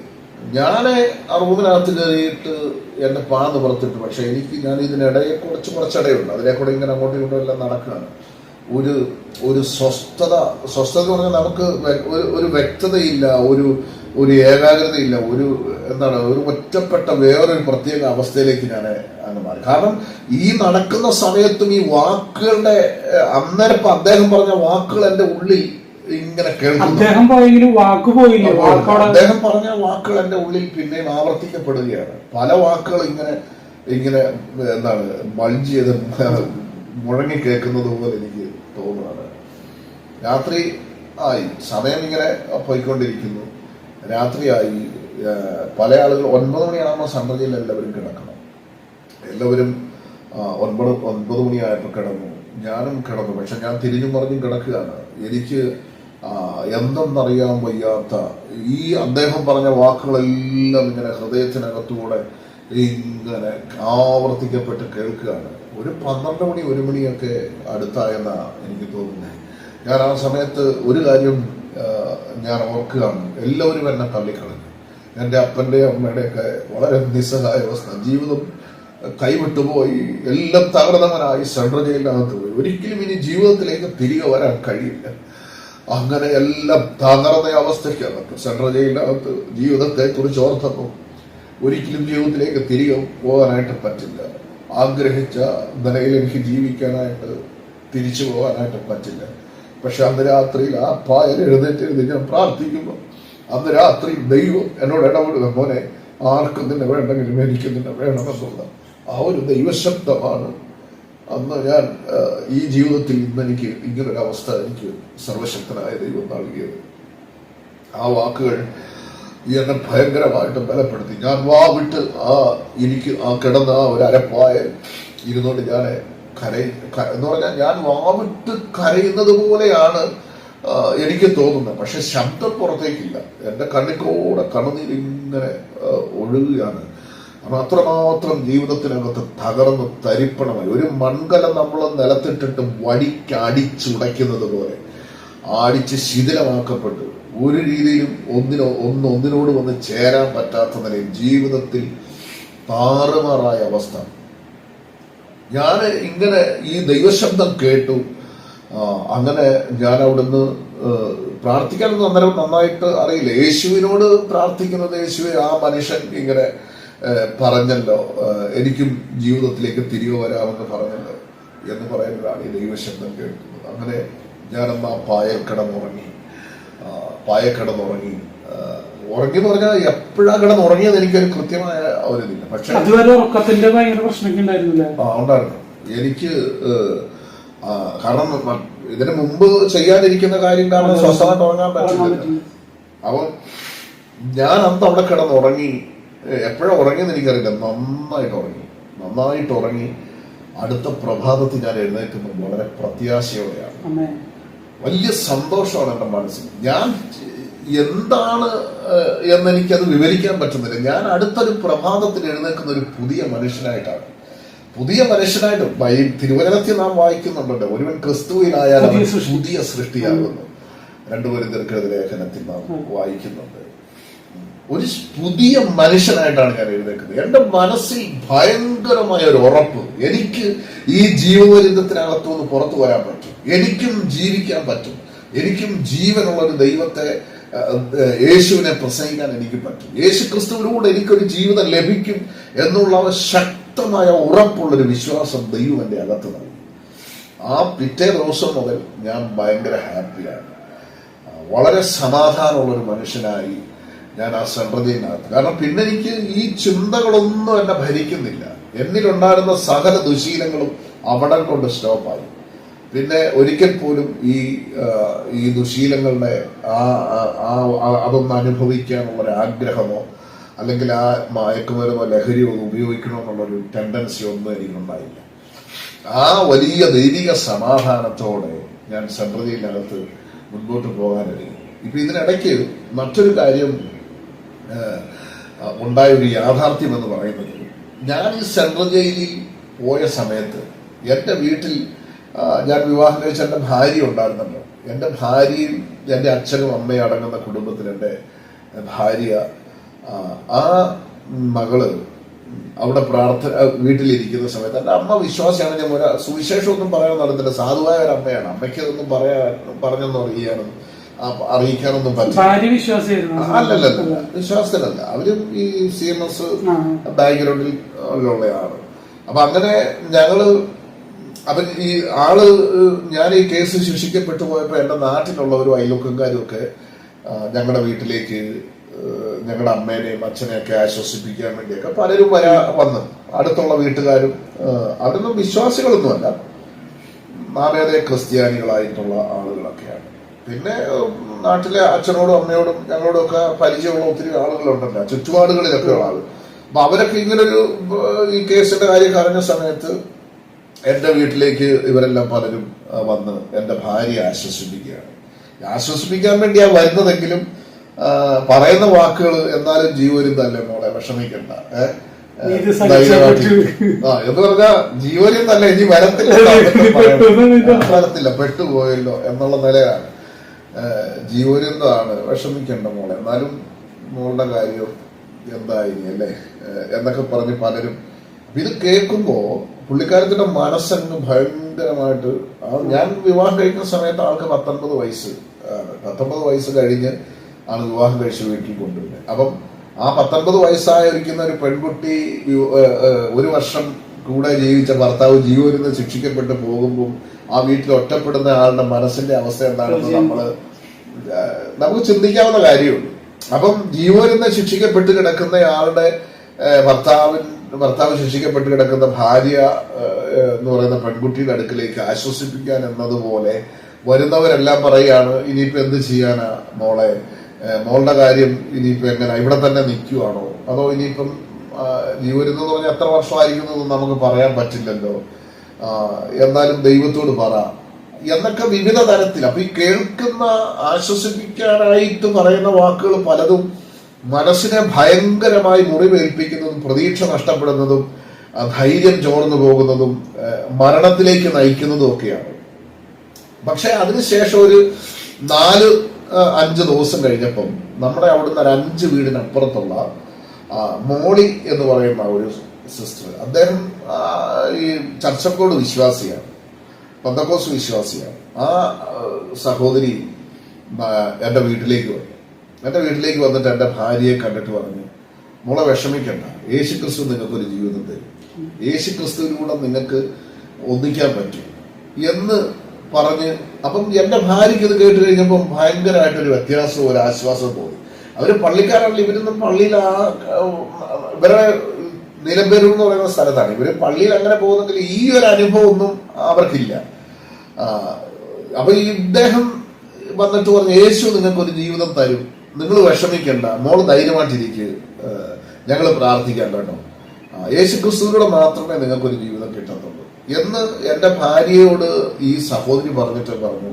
ഞങ്ങളുടെ വീട്ടിലൊരു 3 ദിവസം ഫാസ്റ്റിംഗ് പ്രയർ നടക്കുന്നുണ്ട്, പ്രാർത്ഥനയ്ക്ക് അവിടെ വരാമെങ്കിൽ വാ, നമ്മൾ ഇത്ര അടുത്തല്ലേ, പ്രാർത്ഥനയ്ക്ക് വാ, പ്രയാസമെല്ലാം മാറും, ഞങ്ങൾ പ്രാർത്ഥിക്കാം എന്ന് പറഞ്ഞു. അടുത്ത ദിവസം തന്നെ വെള്ളി ശനി, വ്യാഴം വെള്ളി ശനിയും അങ്ങനെ 3 ദിവസം അവരുടെ വീട്ടിൽ ഫാസ്റ്റിംഗ് പ്രയർ നടക്കുകയാണ്.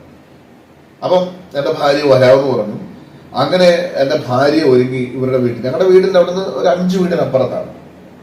അപ്പം ഒരുങ്ങി അന്ന് പ്രാർത്ഥനയ്ക്ക് ഇവരുടെ വീട്ടിൽ ചെല്ലുന്ന സമയത്ത്, വീട്ടിൽ ചെല്ലാനായിട്ട് ചെല്ലുമ്പോൾ അവിടെ പ്രാർത്ഥിക്കുന്നത് എൻ്റെ വിഷയമാണ്. എൻ്റെ വിഷയം പ്രാർത്ഥിക്കുന്ന സമയത്ത് അവർ കരഞ്ഞ പ്രാർത്ഥിക്കുന്ന കുറച്ച് അമ്മമാരൊക്കെയാണ്, അമ്മച്ചിമാരൊക്കെയാണ്. അവര് പ്രാർത്ഥിക്കുന്നത് കണ്ണുനീർ തടത്തിലൂടെ, കവിൾത്തടത്തിലൂടെ കണ്ണുനീരിങ്ങനെ ഒഴുകിയാണ് പ്രാർത്ഥിക്കുന്നത്. ഇത് കണ്ടോണ്ടാണ് പുള്ളിക്കാരത്തി ചെല്ലുന്നത്. അപ്പൊ എന്റെ പേര് മറ്റേ ചേച്ചിക്ക് അറിയാമല്ലോ, ആ ചേച്ചി പറഞ്ഞിട്ട് അവര് പ്രാർത്ഥിക്കുകയാണ്. അവിടുന്ന് വന്ന ആരോ ആണ് പ്രാർത്ഥിക്കുന്നെങ്കിലും എല്ലാവരും വളരെ ആത്മാർത്ഥമായിട്ടുള്ള. ഇത് ചെന്ന് കണ്ടപ്പോ എന്റെ ഭാര്യയ്ക്ക് ഭയങ്കര ഒരു അത്ഭുതം പോലെയാണ്, ഇങ്ങനെ ആത്മാർത്ഥമായിട്ട് ഇത്രയും പ്രാർത്ഥിക്കുന്നു. അങ്ങനെ അവരുടെ കൂടെ അന്ന് പ്രാർത്ഥനയ്ക്കിരുന്നു. ഈ 3 ദിവസത്തെ ഉപവാസ പ്രാർത്ഥനയിൽ അവിടെ വെച്ച് അഭിഷേകം പ്രാപിച്ചു. അങ്ങനെ ചില മാസങ്ങൾ കഴിഞ്ഞപ്പോൾ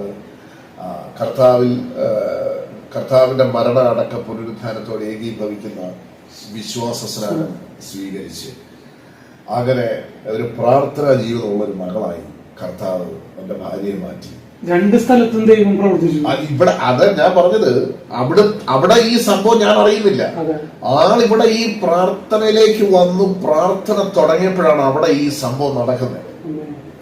അപ്പം ഇതിനു മുമ്പ് ഞാൻ പലതവണ കേസുകളിൽ ഒളിവിൽ നിന്നൊരു കാലഘട്ടം ഉണ്ടായ സമയത്ത് വയനാട് അതുപോലുള്ള സ്ഥലങ്ങളിൽ നിന്നൊക്കെ രാത്രി, അപ്പൊ അന്ന് ഞാൻ വിവാഹം കഴിക്കുന്നതിന് മുമ്പത്തെ കാര്യം ഈ പറയുന്നത്, രാത്രിയിൽ അമ്മയെ കാണണമെന്നുള്ള ആഗ്രഹത്തോടെ എവിടെയാണെങ്കിലും ഞാൻ നമുക്ക് പരിചയമുള്ള നാട്ടിലുള്ള ആളുകളൊക്കെ കാണാതെ വണ്ടിയെ കയറി, ബസ്സിലൊക്കെ കയറി ഞാൻ രാത്രി വെളുപ്പിനെയൊക്കെ ആകുന്നതിന് മുമ്പ് വീട്ടിൽ വരുന്ന സമയത്ത് ചിലപ്പം 4 മണി 2 മണി ആ സമയത്തൊക്കെ ആയിരിക്കും വരുന്നത്. എന്നിട്ട് നേരം വെളുക്കുന്നതിന് മുമ്പ് എനിക്ക് അമ്മയെ കണ്ടിട്ട് തിരിച്ചു പോകണം.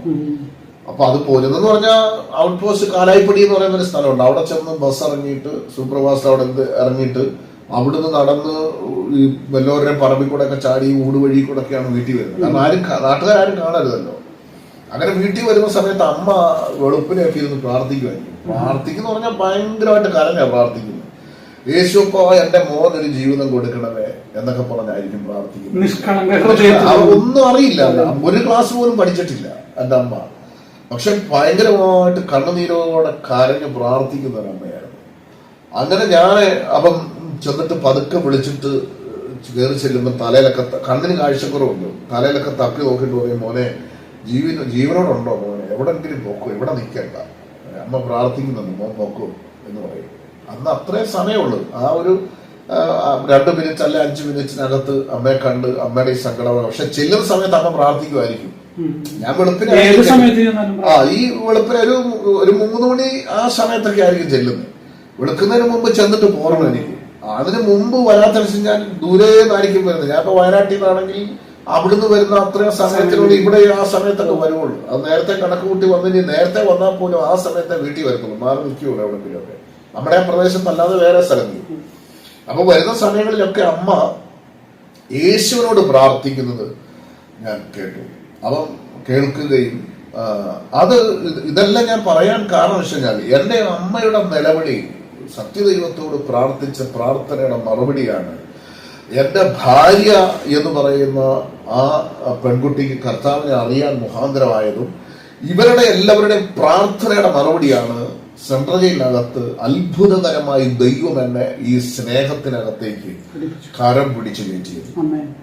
ആ ദൈവിക ഇടപെടല് ഞാൻ പറഞ്ഞതിന്റെ താല്പര്യം, ഒരു തലമുറയ്ക്ക് വേണ്ടി പ്രാർത്ഥിക്കുന്ന ഏതെല്ലാം മാതാപിതാക്കളുണ്ടോ, ഒരു വ്യക്തിക്ക് വേണ്ടി പ്രാർത്ഥിക്കുന്ന ആരെല്ലാം ഉണ്ടോ, ഒരു സമൂഹത്തിന് വേണ്ടി പ്രാർത്ഥിക്കുന്ന ആരെല്ലാം ഉണ്ടോ, പ്രാർത്ഥനയ്ക്ക് മറുപടി നൽകുന്ന ഒരു ദൈവമാണ്. യേശുക്രിസ്തുവിലൂടെ ഒരു പ്രാർത്ഥനയ്ക്ക് മറുപടി നമുക്കുണ്ട്. ആ പ്രാർത്ഥന ഒരിക്കലും വൃഥാവായി പോകത്തില്ല. ആ നിലകളിൽ ദൈവം എന്നെ ഈ സ്നേഹത്തിലേക്ക്, യേശുവിലേക്ക് എന്നെ കൊണ്ടുവരികയും യേശുവിനെ അനുഭവിക്കാനുള്ള ഒരു അവസ്ഥ എനിക്ക് തരികയും, ആ അനുഭവം എനിക്ക് തരികയും, ആ അവസ്ഥയിൽ പിന്നെ സെൻട്രൽ ജയിലിനകത്ത് മുന്നോട്ട് ജീവിക്കാൻ തുടങ്ങി. ഞാൻ ചെന്ന സമയത്ത് ഒരു 50-60 ആളുകൾ ആ ആലയത്തിൽ വന്ന് ഈ ചർച്ചിൽ വന്ന് ആരാധിക്കുന്ന ഒരു ഇതുണ്ട്. അതിനുള്ള സ്പേസ് അവിടെ ഉണ്ട്. പുറത്തുനിന്ന് പാസ്റ്റർമാർ വരും, അവർ ആരാധിക്കും. പക്ഷെ പിന്നീട് അവിടെ ചെന്ന് ഈ വിശ്വാസാനുഭവത്തിൽ വന്ന് ചില മാസങ്ങൾ കഴിഞ്ഞപ്പോൾ ആ കൂട്ടായ്മ പിന്നെ ഞാൻ ലീഡ് ചെയ്യാനായിട്ട് തുടങ്ങി. അങ്ങനെ ചില വർഷങ്ങൾ ആ കൂട്ടായ്മ, സെൻട്രൽ ജയിലിനകത്ത് ഒരു കൂട്ടായ്മ, അല്ലെങ്കിൽ ഈ കർത്താവിനെ ആരാധിക്കുന്ന ഒരു ചർച്ച് ലീഡ് ചെയ്യാനായിട്ട് ദൈവം എനിക്ക് ഭാഗ്യം നൽകി. അതിനുശേഷം പിന്നെ 2005 എനിക്ക് പരോള് ലഭിച്ചു. ആ പരോള് ലഭിച്ചത് പോലീസ് ഡിപ്പാർട്ട്മെന്റ് എല്ലാം പറഞ്ഞു ഒരിക്കലും എന്നെ പുറത്തു വിടരുതെന്നും പറഞ്ഞ് എഴുതി കൊടുത്തതാണ്. ഈ മനുഷ്യൻ ഇറങ്ങിയാൽ ക്രമസമാധാനം നഷ്ടപ്പെടുമെന്നും ഇനിയും ഇവിടെ കൊലപാതകം നടക്കുമെന്നും അതുകൊണ്ട് ഈ മനുഷ്യന് ഒരിക്കലും പരോള് കൊടുക്കരുതെന്നൊക്കെ പോലീസ് ഡിപ്പാർട്ട്മെന്റ് എഴുതി കൊടുത്തതാണ്. പക്ഷെ അതേ കൂട്ടത്തിൽ തന്നെ എന്റെ ജ്യേഷ്ഠ സഹോദരൻ ഒരു പ്രൊഫഷണൽ ഓഫീസറുടെ സർട്ടിഫിക്കറ്റുമായിട്ട് വരുന്ന കൂട്ടത്തിൽ അദ്ദേഹത്തിന്റെ കൂടെ സെപ്പറേറ്റ് ഒരു കവർ കൊടുത്തു വിട്ടു പോലീസ് സ്റ്റേഷനിൽ. അപ്പൊ അദ്ദേഹത്തിന് അത് അറിയില്ല എന്താണെന്ന്, അവർക്ക് അതിനെ സംബന്ധിച്ച് അറിയത്തില്ല. ഇത് 2 കവറും സെൻട്രൽ ജയിലിൽ കൊടുക്കണമെന്ന് പറഞ്ഞാണ് കൊണ്ടുവന്നത്. അങ്ങനെ അവിടെ കൊണ്ടുവന്ന് കൊടുത്തു കഴിഞ്ഞപ്പോൾ ഒരു പേപ്പർ ഇതാണ്, പിന്നെ എനിക്ക് പരോള് ലഭിക്കില്ല.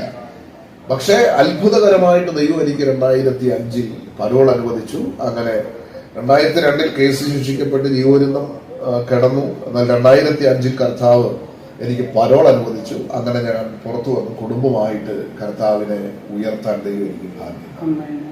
അപ്പം ഈ 2 കാര്യം ഒറ്റ ചോദ്യത്തിനാണ് ഞാൻ മറുപടി പറഞ്ഞത്. മുമ്പ് എങ്ങനായിരുന്നു എന്ന് ചോദിച്ചു, എങ്ങനെയാണ് ഈ ഒരു അനുഭവത്തിലേക്ക് വരാൻ കാരണമായെന്നും കൂടെ ഞാൻ അങ്ങ് പറയുകയായിരുന്നു. അപ്പൊ അങ്ങനെ ഒരു സന്തോഷകരമായ ജീവിതം സർവശക്തനായ ദൈവം എനിക്ക് നൽകി. അതിനുശേഷം 2011 അത്ഭുതകരമായിട്ട് ദൈവം എനിക്ക് കംപ്ലീറ്റ് കേസും തീർന്ന് എന്നെ ഈ ജീവപര്യന്തം എന്നുള്ള കേസിന്റെ കാലയളവും, അതായത് ഞാൻ അന്നേരം 9 വർഷവും 19 ദിവസവും കിടന്നു. അങ്ങനെ എന്റെ കേസ് ഒരു അഡ്വൈസറി ബോർഡ് കൂടി എന്നെ ആ ബോർഡിൽ പാസ്സായി എന്നെ വെറുതെ കേസ് വിടാൻ വേണ്ടി. അങ്ങനെ ഞാൻ കേസ് ചെയ്തു. അതൊക്കെ ദൈവത്തിന്റെ ഒരു അത്ഭുതമാണ്. ഞാൻ അതിന്റെ പിന്നിലുള്ള കാരണങ്ങളൊന്നും പറഞ്ഞില്ലെന്നേ ഉള്ളൂ. കാരണം ചില ആളുകളെ അവിടെ തന്നെ എഴുന്നേൽപ്പിച്ചു. ദൈവം ഓഫീസിലുള്ള കുറെ ആളുകള്, ഉദ്യോഗസ്ഥന്മാരെ, എനിക്ക് ഇപ്പോഴും അറിയാൻ വയ്യാത്ത ഉദ്യോഗസ്ഥൻ എന്നെ സപ്പോർട്ട് ചെയ്ത ആൾ അതിനകത്തുണ്ട്. കാരണം പിന്നീട് സംഘടനയിനകത്ത് ഞാൻ ജീവിച്ച രീതികളൊക്കെ, വിശ്വാസി വന്നതിന് ശേഷം, കർത്താവിനെ അറിഞ്ഞതിന് ശേഷം, സുവിശേഷം പ്രസംഗിക്കാൻ തുടങ്ങിയതിന് ശേഷം ജീവിതത്തിൽ എനിക്ക് കർത്താവ് നിമിത്തം എൻ്റെ ജീവിതത്തിലുണ്ടായ മാറ്റം എന്ന് പറയുന്നത്, ഞാൻ തന്നെ ഇവിടെ നിന്ന് എൻ്റെ ആ കഴിഞ്ഞകാല ജീവിതത്തിലേക്ക് നോക്കുമ്പോൾ എനിക്ക് വിശ്വസിക്കാൻ പറ്റാത്ത തരത്തിലാണ് ഞാൻ എൻ്റെ കഴിഞ്ഞകാല ജീവിതത്തിലെ പ്രവർത്തികൾ ചെയ്തത്. ഞാൻ ആദ്യം എനിക്ക് എൻ്റെ യേശുവിനെ, ഈ രക്ഷകനായ ദൈവത്തെ അറിയാൻ കഴിഞ്ഞിരുന്നെങ്കിൽ എൻ്റെ ഒരു സഹോദരനാണ് കൊല്ലപ്പെട്ടത്. കാരണം എനിക്ക് ഈ കുടുംബപരമായിട്ട്, അല്ലെ ജനസംബന്ധമായിട്ട് എനിക്കൊരു ബന്ധമില്ലെങ്കിൽ പോലും ലോകത്ത് ജീവിക്കുന്ന എല്ലാ മനുഷ്യരും എന്റെ സഹോദരനാണ്. വേദപുസ്തകം പറയുന്നു, ഭൂതലത്തിലെങ്ങും കുടിയിരിക്കുവാൻ അവൻ ഒരുവനിൽ നിന്നും മനുഷ്യജാതിയൊക്കെ ഉളവാക്കി. അപ്പയുടെ പുസ്തകം 17:26 കേട്ടോ, 17:26, അപ്പോസ്തല പ്രവൃത്തി 17:26.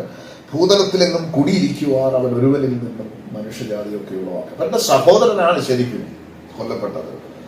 എനിക്കത് അറിയില്ലായിരുന്നു. കാരണം ഞാൻ യേശുവിനെ അറിഞ്ഞിട്ടില്ല. യേശുവിനെ അറിഞ്ഞിട്ടുണ്ടായിരുന്നെങ്കിൽ എൻ്റെ ജീവിതത്തിൽ ഇങ്ങനൊരു പ്രവൃത്തി, ഒരാളുടെ ജീവൻ അപഹരിക്കുന്ന തരത്തിലുള്ള ഒരു പ്രവൃത്തി എൻ്റെ ജീവിതത്തിൽ ഉണ്ടാവില്ലായിരുന്നു. ഞാനതിൽ ഏറെ സങ്കടപ്പെട്ട് നിലവിളിച്ച രാത്രികൾ എൻ്റെ ജീവിതത്തിലുണ്ട്. ഇന്നും ദൈവസന്നിധിയിൽ ഞാൻ ചെയ്തു പോയ കാര്യങ്ങൾ ഓർക്കുമ്പോൾ ഒരുപാട് ദൈവസന്നിധി ഞാൻ എന്നെ തന്നെ താഴ്ത്തി ഏൽപ്പിക്കുകയാണ്. ദൈവമേ, എൻ്റെ അറിവില്ലായ്മ കൊണ്ട് സംഭവിച്ചു പോയ ആളുകളൊക്കെ ജീവിതത്തിൽ എനിക്ക് ഇങ്ങനെ ഒരു നല്ല മനുഷ്യനാകാൻ ദൈവം എനിക്ക് ഭാഗ്യം നൽകിയത് എന്ന് ഞാൻ കർത്താവിൻ്റെ സന്നിധിയിൽ പ്രാർത്ഥിക്കാറുണ്ട്. അങ്ങനെ ഇന്ന് ഞങ്ങൾ 2011 ഇറങ്ങി. ഞങ്ങൾ ഇന്ന് കുടുംബമായിട്ട് സന്തോഷമായിട്ട് തൃശ്ശൂര് ചാലക്കുടി പ്രദേശത്ത് ഇന്ന് സുവിശേഷ വേലയിലായിരിക്കുകയാണ്. ഞാൻ ചെയ്യുന്ന സുവിശേഷം പറയുന്നത്, അല്ലെങ്കിൽ സുവിശേഷം അറിയിക്കുന്നത്, എനിക്ക് അന്നും, ഞാൻ ഈ രക്ഷിക്കപ്പെട്ട സമയത്തും സെൻട്രൽ ജയിലിനകത്ത് എനിക്കുണ്ടായൊരു ദൈവിക ഇടപെടൽ, വീണ് കിടക്കുന്ന കുറെ ആളുകളാണ് സെൻട്രൽ ജയിലിനകത്ത്. എന്ന് പറഞ്ഞാൽ യാദർശികമായിട്ടൊക്കെ കേസിനകത്ത് പെട്ടിട്ട് വന്നിട്ടുള്ള ആളുകളുണ്ട്. പിന്നെ കാലങ്ങൾ കൊണ്ട് വാർദ്ധക്യത്തിലേക്ക് വന്നിട്ട് അസുഖമായി അങ്ങനെ ആരും തിരിഞ്ഞു നോക്കാനില്ലാതെ കുറെ ആളുകൾ രോഗികളായിട്ടുള്ളവർ, സൈഡ് തളർന്നു പോയവരെ, രോഗാവസ്ഥയിലായിരിക്കുന്ന ആളുകളെ, അങ്ങനെയുള്ള ആളുകളൊക്കെ സെൻട്രൽ ജയിലിനകത്ത് ഒരു ഹോസ്പിറ്റലിൽ ബെഡിൽ കിടക്കുന്ന കുറെ ആളുകളുണ്ട്.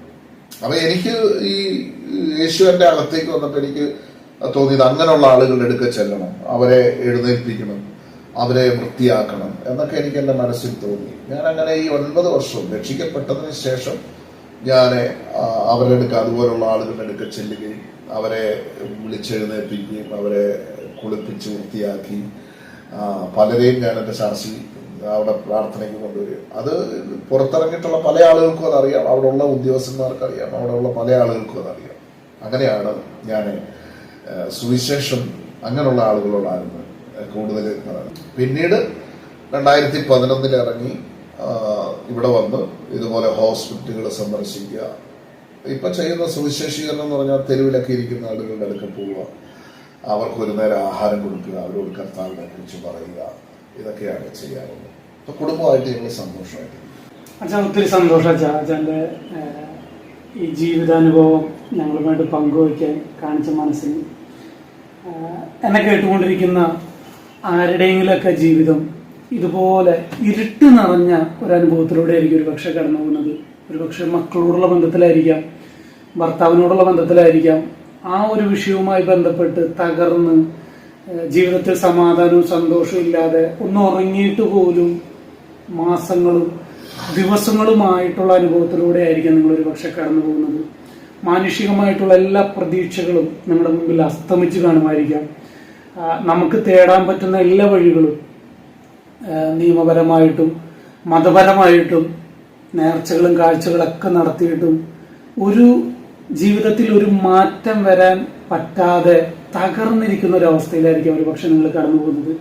പ്രിയ ദേവദാസൻ പറഞ്ഞതുപോലെ തന്റെ ഒരു കാലഘട്ടം യാദൃശ്ചികമായിട്ടാണെങ്കിൽ പോലും ക്രൂരതയുടെ ഒരു മുഖത്തിലൂടെ താൻ കടന്നുപോയ ഒരു സാഹചര്യം, ആ കടന്നുപോക്ക് തന്നെ എത്തിച്ചത് ഒരു കൊലപാതകത്തിലേക്കും അതിനെ തുടർന്ന് ജയിലിലേക്കുമായിരുന്നു.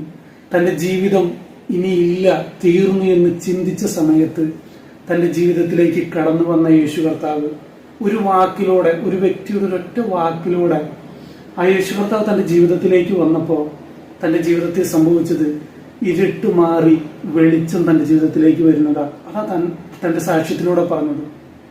എന്നെ കേട്ടുകൊണ്ടിരിക്കുന്ന പ്രിയരെ, ഞാൻ തുടക്കത്തിലേ പറഞ്ഞു, അവങ്കിലേക്ക് നോക്കിയവർ പ്രകാശിതരായി. യേശുവിന്റെ മുഖത്തേക്ക് ആരൊക്കെ നോക്കിയിട്ടുണ്ടോ അവരെല്ലാവരും പ്രകാശിതരായി തീർന്നിട്ടുണ്ട്. അതിന്റെ ഏറ്റവും വലിയൊരു ഉദാഹരണം എന്റെ കൂടിയിരിക്കുന്ന പ്രിയ അഭിഷക്തൻ. എന്നെ കേട്ടുകൊണ്ടിരിക്കുന്ന നിങ്ങളോടും ഞങ്ങൾക്ക് ഒരുമിച്ച് പറയാനായിട്ടുള്ളത്, നിങ്ങൾ ഏതൊക്കെ വിഷയങ്ങളിലാണോ, എത്ര വലിയ വിഷയങ്ങളിലാണോ, ആർക്കും നിങ്ങളെ സഹായിക്കാൻ പറ്റുന്നില്ലായിരിക്കാം, പക്ഷെ ഞങ്ങൾ പ്രസംഗിച്ച, ഞങ്ങൾ ഉയർത്തി കാണിച്ച ഈ യേശുവിന് നിങ്ങളെ രക്ഷിക്കാൻ കഴിയും. വിശ്വസിച്ചാൽ നീ ദൈവത്തിന്റെ മഹത്വം കാണും. അതെ, കർത്താവായ യേശുവിൽ വിശ്വസിക്കുക, എന്നാൽ നീയും നിന്റെ കുടുംബവും രക്ഷപ്രാപിക്കും. ഞങ്ങളൊരു വാക്ക് ഒരുമിച്ച് നിങ്ങൾക്ക് വേണ്ടി പ്രാർത്ഥിക്കാം. നിങ്ങൾ എന്നെ കർത്താവ് വിടുവിക്കുമെന്ന് വിശ്വസിക്കുന്നുണ്ടെങ്കിൽ ഞങ്ങളോടുകൂടെ ഒന്നിച്ചൊന്ന് പ്രാർത്ഥിക്കൂ. കർത്താവെ, എന്നെയും എൻ്റെ കുടുംബത്തെയും എൻ്റെ തലമുറയെയും എൻ്റെ ഭർത്താവിനെയും ഒന്ന് വിടുവിക്കണേ. സന്തോഷത്തെയും സമാധാനത്തെയും ഞങ്ങളുടെ ജീവിതത്തിലേക്ക് ഒന്ന് മടക്കി തരണേ എന്ന് ഒന്ന് പ്രാർത്ഥിക്കാൻ പറ്റുമോ? മക്കളൊരു പക്ഷേ ലഹരിക്ക് അടിമയായിരിക്കാം, ഭർത്താവ് മദ്യപാനത്തിന് അടിമയായിരിക്കാം.